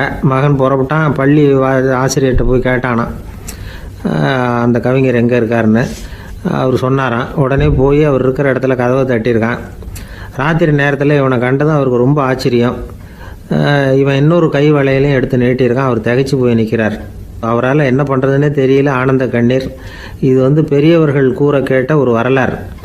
இன்றைக்கி இப்படிப்பட்டவங்களை பார்க்க முடியுமா? வறுமை வள்ளல் தன்மையை ஒன்று செய்து விடாதுங்கிறதுக்கு இது ஒரு உதாரணம். ஒருத்தன் இன்னொருத்தனை பார்த்து கேட்டானா, எங்கள் தாத்தா உங்கள் தாத்தாவுக்கு 100 ரூபா கடன் கொடுத்துருக்கிறார், அதை எப்போ திருப்பி கொடுக்க போகிறேன்னு.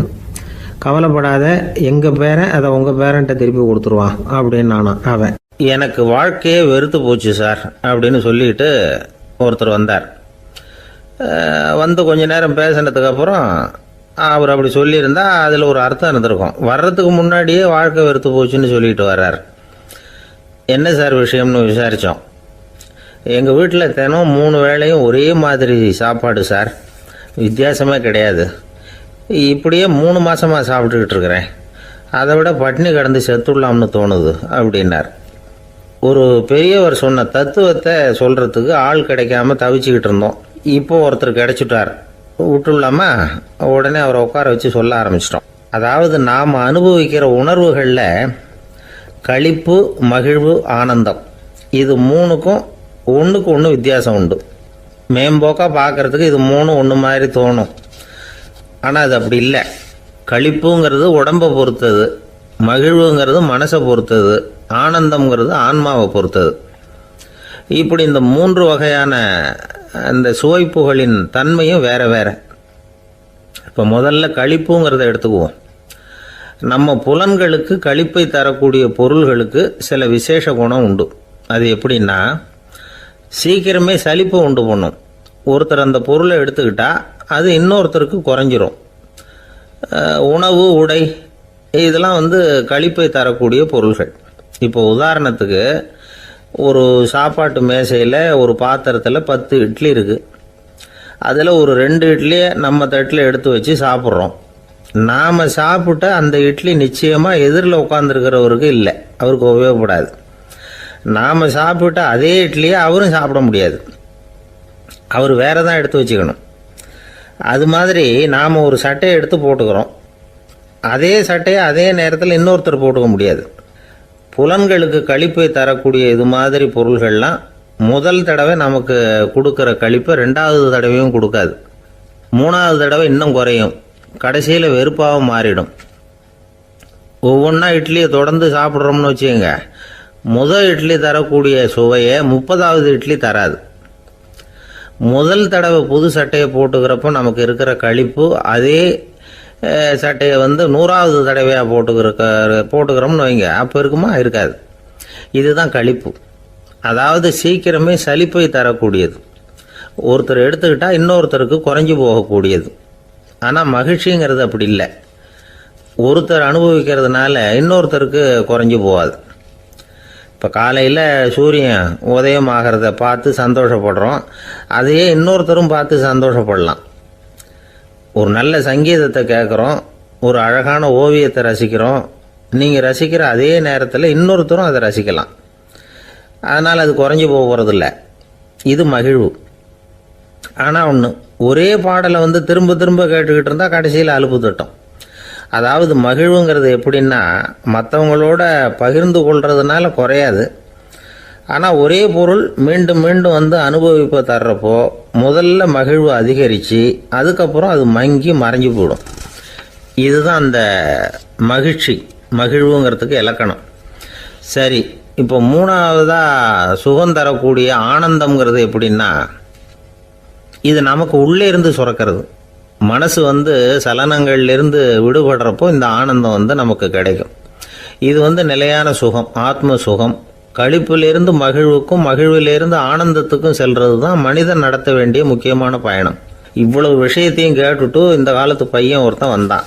சார், இப்போ நீங்கள் ஒரு சாப்பாட்டு மேசையில் ஒரு 10 இட்லி வைக்கிறீங்க, என்ன உட்கார வைங்க, எதிரில் இன்னொருத்தனை உட்கார வைங்க, நான் களிப்பு மகிழ்வுலாம் தாண்டி நேரடியாக ஆனந்தத்துக்கு பயணம் பண்ணி காட்டுறேன் அப்படின்னா. ஒன்றும் புரியல அவன் சொன்னது. அது எப்படி, என்ன பண்ணுவ நீ அப்படின்னு சொல்லி கேட்டோம் ஆச்சரியமாக. 2 இட்லி சாப்பிட்டா தானே சார் களிப்பு, நான் 10 இட்லியும் மொத்தமாக சாப்பிட்ருவேன், அடுத்தவனுக்கு எதுவும் கிடைக்காது, அவனுக்கு கிடைக்காதபடி நாமே சாப்பிட்டுடுறோம்ல, அதுதானே நமக்கு ஆனந்தம் அப்படின்னு அதுக்கு ஒரு விளக்கம் சொல்கிறான். துஷ்டரை கண்டால் தூர விலகு, இப்படி ஒரு பழமொழி உண்டு. எதுக்காக இப்படி சொல்லி வச்சாங்க? துஷ்டன் ஏதாவது தொந்தரவு கொடுப்பான், அதனால் அவனை கண்டா பயந்துக்கிட்டு ஓடி ஒளிஞ்சிக்கோ அப்படின்னா இதுக்கு அர்த்தம் அப்படி இல்லை. ஒரு துஷ்டன் கிட்ட நெருங்கி போகிறோம்னு வச்சுக்கோங்க, அவன் நமக்கு கெடுதலான ஆலோசனைகள் எதையும் சொல்லலாம், அல்லது அவன் தீய உணர்வுகள் உள்ளவனாக இருக்கலாம், அல்லது தீய செயல்கள் செய்யக்கூடியவனாக இருக்கலாம், அல்லது தீய நட்புனால அவன் ஏற்கனவே கெட்டு போனவனா கூட இருக்கலாம். இப்படிப்பட்டவனை நெருங்கி போனால் அவனோட பாதிப்பு நமக்கும் வந்துடும். அதனால் விலகி போ அப்படின்னு சொல்கிறாங்க. இதையே கொஞ்சம் விவரமாக இப்போ பார்ப்போமே. இப்போ இந்த துஷ்டர்களை 4 வகையாக பிரிக்கிறாங்க. இந்த 4 வகைக்கும் உதாரணம் வேணும்னா வேற எங்கேயும் போக வேண்டியதில்லை, மகாபாரதத்தை பார்த்தாவே போதும். அதில் இந்த 4 வகையான தீயோரும் வர்றாங்க. முதல் வகைக்கு உதாரணம் சகுனி. இவன் மனசில் எப்பவும் தீய எண்ணங்கள் தான் நிறைஞ்சிருக்கும், கனவுல கூட தீய ஆலோசனைகள். யாராவது ஒருத்தர் நல்லபடியாக வாழ்ந்தா அதை இவனால் சகிச்சிக்க முடியாது. இப்படிப்பட்டவனோட நெருங்கிய தொடர்பு துரியோதனனுக்கு கிடைச்சிது. துரியோதனன் எப்படின்னா, அவன் ஏற்கனவே தீய காரியங்கள் செய்யறதுக்கு தயங்காதவன். அப்படிப்பட்டவனுக்கு தீய போதனைகள் செய்யறதுக்கு சகுனி உதவுனான். இந்த 2 பேரோட சகவாசம் இன்னொருத்தனுக்கு கிடைச்சது. அவன் யாருன்னா துச்சாதனன். அவன் தீய நடத்தை உள்ளவன். இந்த 3 பேரும் ஒன்று சேர்ந்தா என்னத்துக்கு ஆகும்? உலகமே கெட்டு போடும்ல. இந்த 3 துஷ்டர்களோட நல்லவன் ஒருத்தன் சேர்ந்தான், அவன் தான் கர்ணன். கர்ணன் இயல்பாகவே உத்தம குணம் உள்ளவன். அவன் நல்லவங்களோட சேராமல் இப்படிப்பட்ட கெட்டவங்க கிட்ட நட்பு வச்சுக்கிட்டான். அதனால் அவனும் தீய செயல்களில் ஈடுபடுறது மாதிரி ஆயிடுது. துரியோதனனுடைய நண்பனா அவனுடைய ஆதரவில் வளர்ந்ததுனால அவனுக்கு துணையாக இருக்க வேண்டியிருக்குது அப்படின்னா. நட்பு உரிமையினால் உதவி புரிய வேண்டியது சரிதான், அது தப்புன்னு சொல்ல முடியாது. இருந்தாலும் தீய செயல்களுக்கு உதவி செய்கிறது சரியில்லை. புத்தி பலம் புஜ பலம் எல்லாம் இருந்தால் கூட தெய்வ பலம் இல்லைன்னா ஜெயிக்க முடியாது. கர்ணன் மகா வீரன், இருந்தாலும் கடைசியில் அவன் கதி என்னாச்சு? அவங்ககிட்ட எல்லா நல்ல குணங்களும் இருந்தது, இருந்தாலும் ஏன் இப்படி ஆச்சு? தீயவர்களுடைய சேர்க்கை தான் காரணம். அவங்களோட சேர்ந்ததுனால இவனையும் அப்படியே நினைக்க ஆரம்பிச்சுட்டாங்கல்ல. 4 வகை துஷ்டர்களில் இவனும் ஒரு வகை அப்படின்னு சொல்ல ஆரம்பிச்சிட்டாங்க. அதாவது தீய ஆலோசனைக்கு சகுனி, தீய உணர்வுகளுக்கு துரியோதனன், தீய செய்கைக்கு துச்சாதனன், தீய நட்புக்கு கர்ணன். இப்படி உதாரணமாயிட்டான். அதனால தான் துஷ்டரை கண்டால் தூர விலகு அப்படின்னு சொன்னாங்க. அது புராண காலம். இப்பெல்லாம் நிலைமை கொஞ்சம் வேற விதமாக இருக்குது. அன்னைக்கு ஒரு நாள் அப்படிதான் ஒரு காட்டு பாதையில் யாரோ ஒருத்தர் அடிபட்டு கிடந்தார். யாரோ ஒரு துஷ்டன் அவனை அடித்து போட்டுட்டு போயிட்டான் போல இருக்கு. அந்த வழியாக போன ஒருத்தர் பரிதாபப்பட்டு அவனை போய் தூக்குனார், ஆறுதல் சொன்னார். இதை பாருங்க, இந்த வழியாக எப்பவும் தனியாக வரக்கூடாது. ஏன்னா இங்கே ஒரு ரவுடி இருந்துக்கிட்டு வர்றவங்க போகிறவங்களெல்லாம் வழிப்பறி பண்ணிகிட்டு இருக்கிறதா கேள்விப்பட்டிருக்கிறேன் அப்படின்னாராம். இனிமே அப்படி கேள்விப்பட மாட்டீங்க அப்படின்னு நானா அந்த ஆள். ஏன்னு கேட்டிருக்காரு இவர். அவன் சொல்லியிருக்கான், நான் தான் சார் அந்த ரவுடி, இந்த வழியாக போனவங்க கிட்ட தகராறு பண்ணேன், அவங்க தான் என்ன இப்படி அடித்து போட்டு என்கிட்ட இருந்த பணத்தையெல்லாம் பிடிங்கிட்டு போட்டாங்க சார், காலம் ரொம்ப கெட்டு போச்சு அப்படின்னு நானா ரொம்ப பரிதாபமா. ஒரு மனுஷனை பார்த்து என்கிட்ட வாலாட்டாதே அப்படின்னு சொன்னா அவன் நம்மகிட்ட ஏதோ வம்புக்கு வர்றான்னு அர்த்தம். ஒரு நாயை பார்த்து யாரும் என்கிட்ட வாலாட்டாதே அப்படின்னு சொல்றது இல்லை. ஏன்னா நாய் வாலாட்டுனா அது நம்மகிட்ட தன்னுடைய நன்றியை தெரிவிக்கிறதாக நினச்சிக்கிட்டு இருக்கிறோம். ஆனால் அது அப்படி இல்லை அப்படின்னு சொல்கிறாங்க அது சம்பந்தமான நிபுணர்கள். ஒரு நாய் தன்னுடைய வாலை இந்த பக்கமும் அந்த பக்கமுமா இப்படியும் அப்படியும் ஆட்டிக்கிட்டு இருந்தா அது பதட்டத்தில் கூட இருக்கலாம். நாய் நட்பாக இருந்தாலும் வாலாட்டும், ஆத்திரத்தில் இருந்தாலும் வாலாட்டும், கோபத்தில் இருந்தாலும் வாலாட்டும், குழப்பத்தில் இருந்தாலும் வாலாட்டும், மகிழ்ச்சியாக இருந்தால் கூட அது வாலாட்டும். அதை நாம் தப்பாக புரிஞ்சுக்கிட்டு அதுக்கிட்ட போய் மாட்டிக்கக்கூடாது. நாயை பற்றி எனக்கு நல்லா தெரியும் அப்படின்னு சொல்கிறவங்க கூட அதுக்கிட்ட கடி வாங்கிட்டு நிற்கிறது உண்டு. நிபுணர்கள் என்ன சொல்கிறாங்க தெரியுமா? எப்போவுமே நாய்கள் திடீர்னு கடிச்சு விடுறதில்ல, கடிக்கிறதுக்கு முன்னாடி சில அறிகுறிகளை காட்டும். அதை சரியாக புரிஞ்சுக்கிட்டோம்னா தப்பிச்சுக்கலாம். ஒரு வீட்டுக்கு போகிறீங்க, அங்கே புதுசாக ஒரு நாயை பார்க்குறீங்க, உடனே அதுக்கிட்ட போய் குனிஞ்சு சிரிச்சுக்கிட்டே அது தலையில் தட்டுறீங்க. இது ரொம்ப தப்பான். ஒரு நாய் இன்னொரு நாயை நேருக்கு நேர் பார்த்து பல்ல காட்டுனா அது தன்னுடைய தன்முனைப்பை காட்டுதுன்னு அர்த்தமா. உன்னை விட நான் பெரியவன் அப்படின்னு சொல்லுதுன்னு அர்த்தம். அதனால் நீங்கள் அது மாதிரி கிட்ட போய் சிரிக்கிறோம் அப்படின்னு நினச்சிக்கிட்டு பல்ல காட்டினா உங்களையும் எதிரியாக நினச்சிரும். இன்னொரு விஷயம் என்னென்னா, தலையில் தட்டுனா நாய்க்கு பிடிக்காது. அது தன்னை அடக்கிறதாகவும் அச்சுறுத்துறதாகவும் நினச்சிக்கிட்டு இருக்கும். சரி, அப்படின்னா புதுசாக ஒரு இடத்துல அல்லது வீட்டில் நாய்க்குட்டியை பார்த்தா என்ன பண்ணுறது?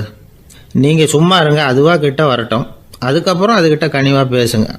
கன்னம், மார்பு, தோல் இங்கெல்லாம் தட்டலாம், தப்பு இல்லையா? தலையில் தான் தட்டப்படாதான்.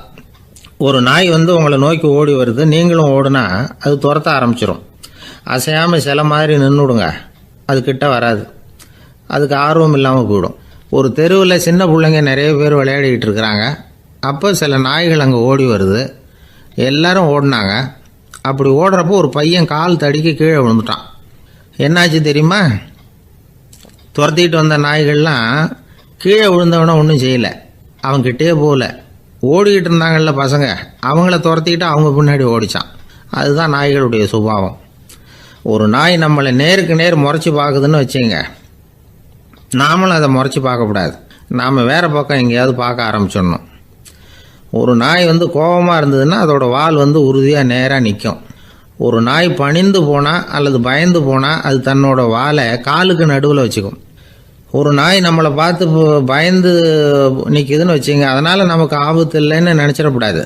உங்களை பார்த்துட்டு ஒரு நாய் ஒடுங்குச்சுன்னா நீங்கள் விலகி போயிடணும் அப்படின்னு அது நினைக்குது.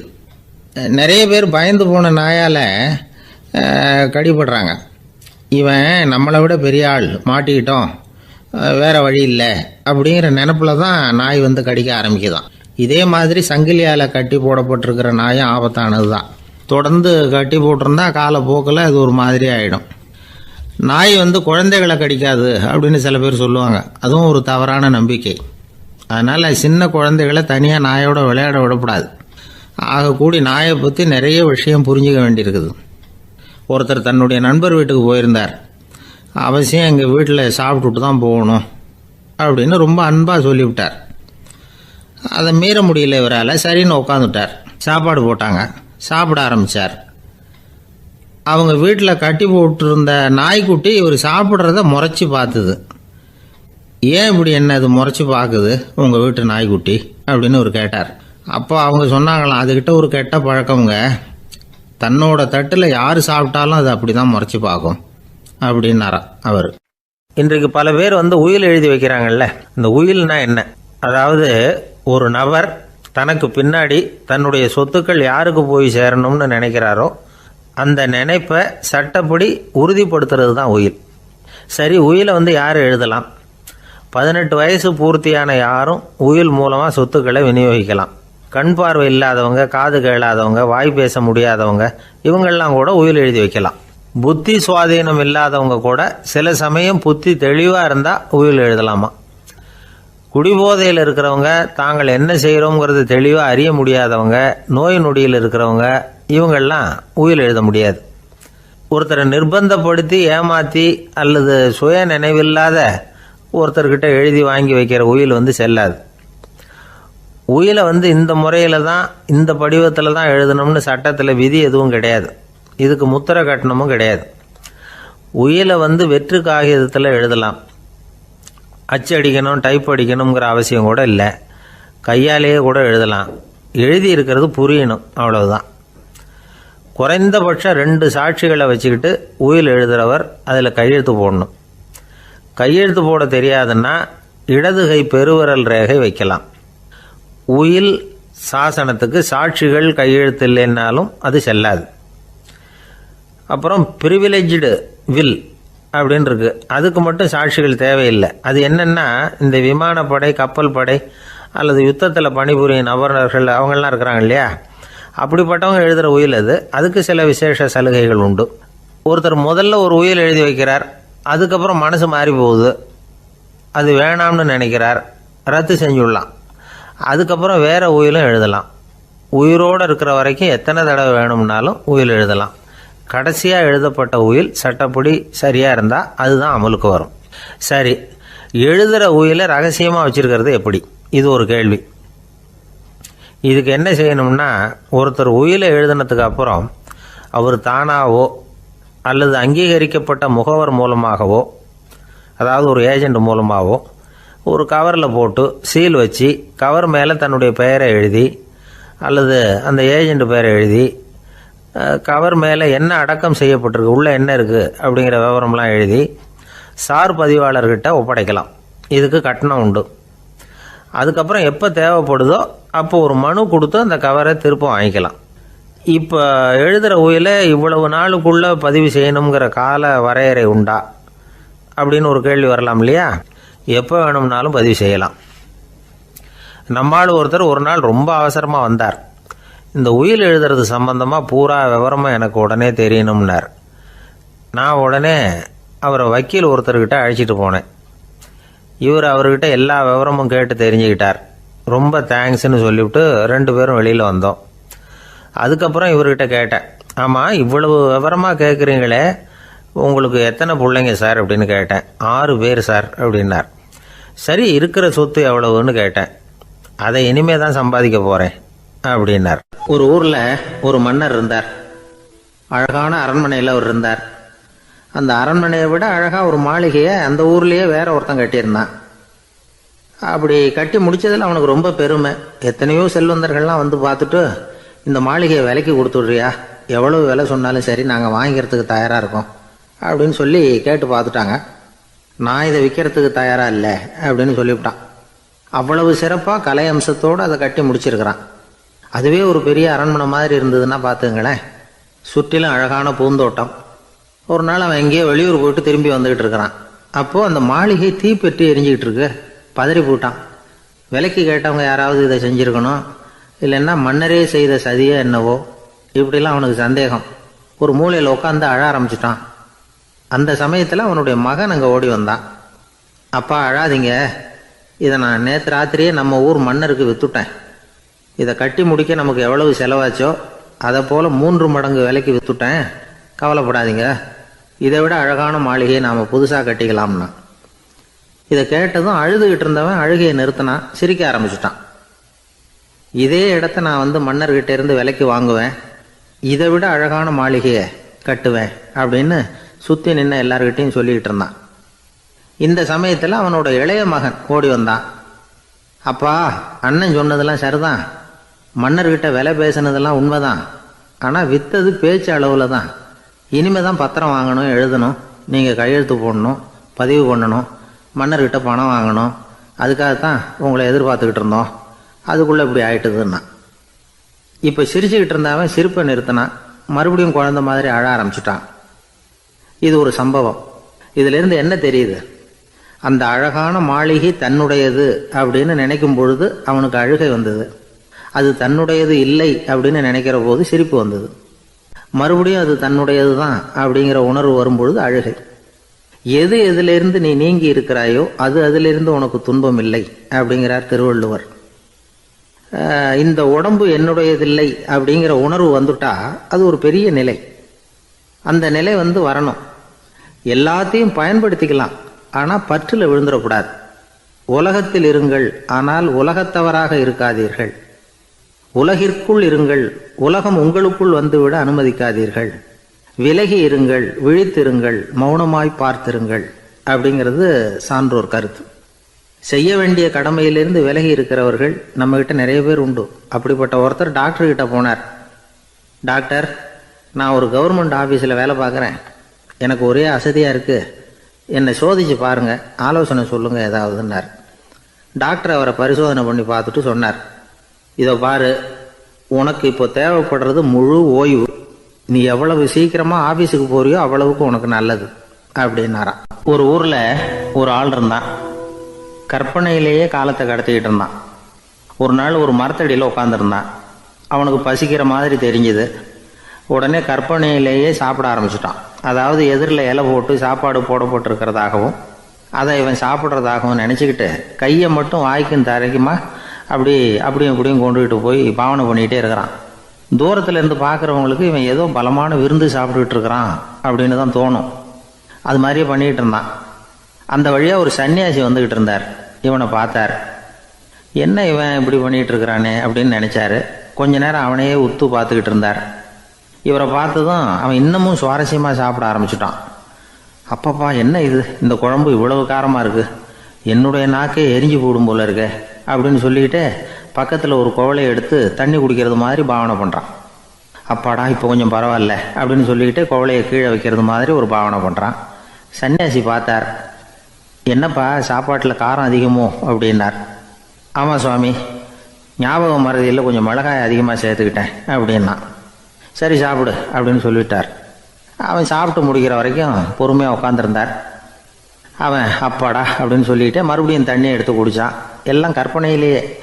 அதுக்கப்புறம் சன்னியாசி பேச ஆரம்பித்தார். இதை பாருப்பா, உன்னுடைய கற்பனையை நான் மெச்சுறேன், இருந்தாலும் உன் சாப்பாட்டில் ஒரு இனிப்பையும் வச்சிருக்கலாமே, ஏன் மிளகாயை அளவுக்கு அதிகமாக போட்டுவிட்டு அவஸ்தைப்படுறேன் அப்படின்னார். அவன் யோசிக்க ஆரம்பித்தான். அதுக்கப்புறம் இவர் சொன்னார், இதை பாருப்பா, இனிமேல உன்னுடைய கற்பனையும் உயர்ந்ததாக இருக்கட்டும் அப்படின்னு உபதேசம் பண்ணிவிட்டு போனார். எப்பவும் உயர்வை பற்றியே சிந்திக்கணும். உயர்வு கிடைக்கலன்னா கூட அப்படி சிந்திக்கிறத நிறுத்தப்படாது அப்படிங்கிறார் திருவள்ளுவர். உள்ளுவது எல்லாம் உயர் உள்ளல், மற்ற அது தள்ளினும் தள்ளாமை நேர்த்து. ஊக்கம் இல்லாமல் உலகத்தில் வாழ்ந்து பிரயோஜனம் இல்லை. அதனால் உயர்வாகவே சிந்திக்கணும். அது நம்மளை ஊக்கப்படுத்தும். இது பெரியோர் வாக்கு. இந்த உலகத்தில் கற்பனையிலேயே வாழ்கிற சில கஞ்சர்களும் உண்டு. அதாவது 2 கஞ்சர்கள், 2 பேரும் பக்கத்து ஊரில் இருந்தாங்க. பொங்கல் சமயம் ஒரு கஞ்சன் தன்னுடைய மகனை கூப்பிட்டான்.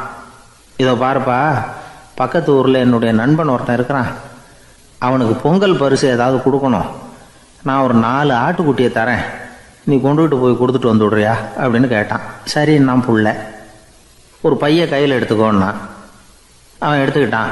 இந்த ஆட்டுக்குட்டி பிடிச்சிக்கோ அப்படின்னு சொல்லி ஒவ்வொன்றா போடுறேன் பார் அப்படின்னு சொல்லிட்டு 1 2 3 4 அப்படின்னு எண்ணிக்கிட்டே வெறும் சைகையாலேயே ஆட்டுக்குட்டியை பிடிச்சி போடுறது மாதிரி பாவனை பண்ணிகிட்டு இருக்கிறான். அவன் பிள்ளையும் அது ரொம்ப அக்கறையாக வாங்கிக்கிறது மாதிரி வாங்கிக்கிட்டு அந்த பையை தூக்கிக்கிட்டு அடுத்த ஊருக்கு போகிறான். இவன் அங்கே போய் சேர்ந்த நேரத்தில் அந்த கஞ்சன் ஊரில் இல்லை, எங்கேயோ வெளியில் போயிருக்கிறான். அவனோட புள்ள மட்டும்தான் வீட்டில் இருந்தான். இவன் அவன்கிட்ட, இதை பாரு, எங்கள் அப்பா உங்கள் அப்பாவுக்கு ஆட்டுக்குட்டி கொடுத்து அனுப்பியிருக்கிறாரு, பிடிச்சிக்கோ அப்படின்னு சொல்லி பாவனையிலேயே ஒவ்வொன்றா எடுத்து அவங்ககிட்ட கொடுத்துட்டான். அவனும் வாங்கிட்டான் வாங்கிறது மாதிரி. அப்புறம் சொன்னான், சரிப்பா, நானும் பதிலுக்கு ஏதாவது ஒன்றுகிட்ட கொடுக்கணும் இல்லையா, அதனால் அந்த பைய பிடி, ஒரு 10 எலுமிச்சம்பழம் தரேன், பதிலுக்கு அதை நீ எடுத்துகிட்டு போ அப்படின்னு சொல்லி கையாலேயே ஒவ்வொன்றா எடுத்து போடுறது மாதிரி பாவனை பண்ணிவிட்டான். அவனும் ரொம்ப நன்றி அப்படின்னு சொல்லிவிட்டு அதை வாங்கிட்டு போயிட்டான். கொஞ்ச நேரம் கழித்து வெளியில் போயிருந்த அப்பங்காரன் திரும்பி வந்தான்.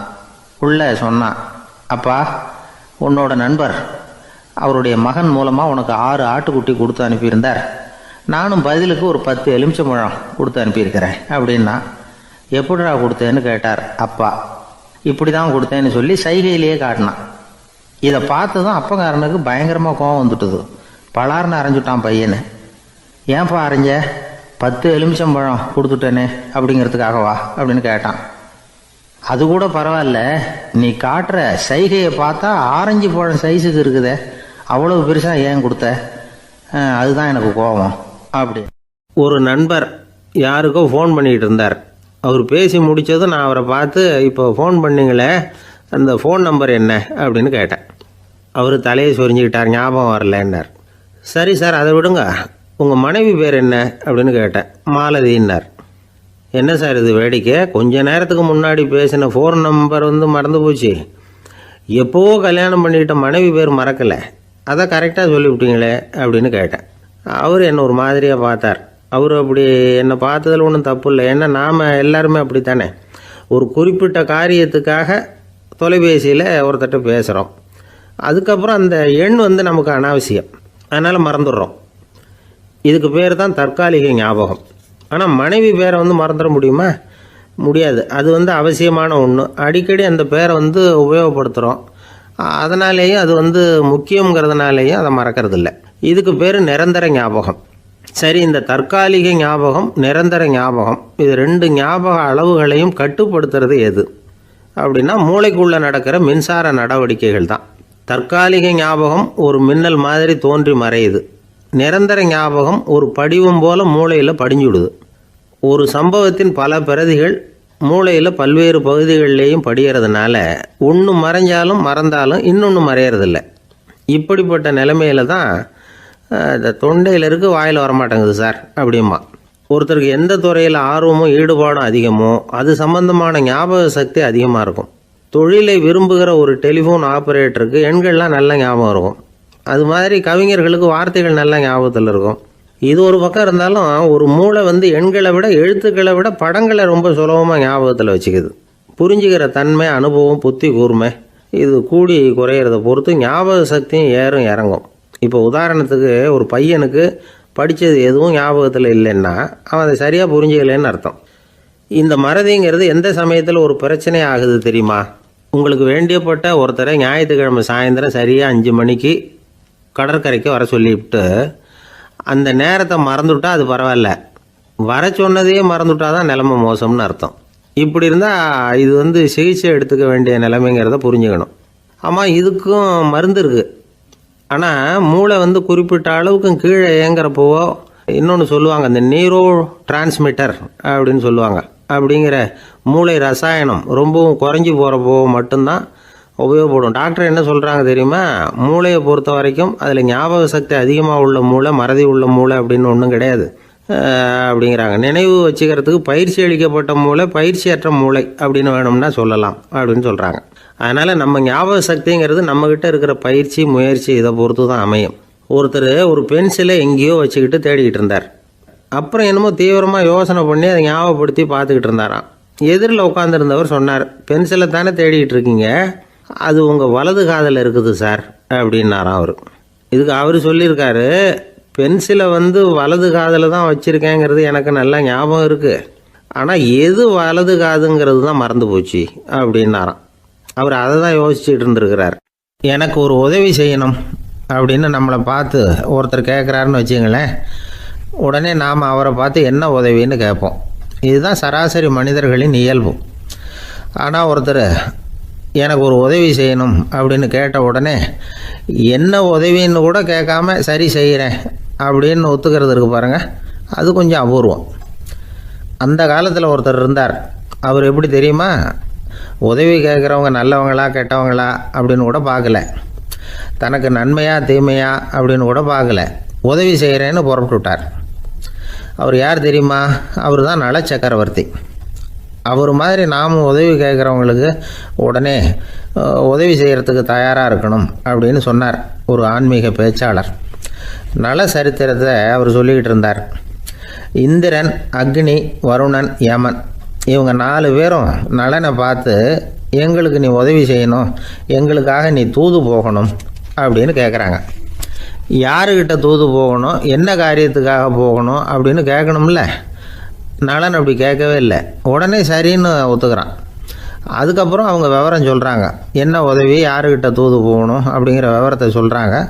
நலனுக்கும் அப்புறம்தான் புரியுது, எந்த தமயந்தியை இவன் காதலிச்சானோ, எந்த தமயந்தின் சுயம்பரத்துக்காக இவன் போய்கிட்டு இருக்கிறானோ அந்த தமயந்தியை பார்த்து தங்களுக்காக அவகிட்ட வாதாடணும், பேசணும், தங்களில் ஒருத்தரை கல்யாணம் பண்ணிக்கும்படியாக கேட்கணும் அப்படின்னு அவங்க 4 பேரும் நலன்கிட்ட கேட்குறாங்க. இதை கேட்டதும் நலன் கொஞ்சம் கூட முகம் சுளிக்கலை, பதட்டப்படலை, நேராக தமயந்தி கிட்ட போகிறான்.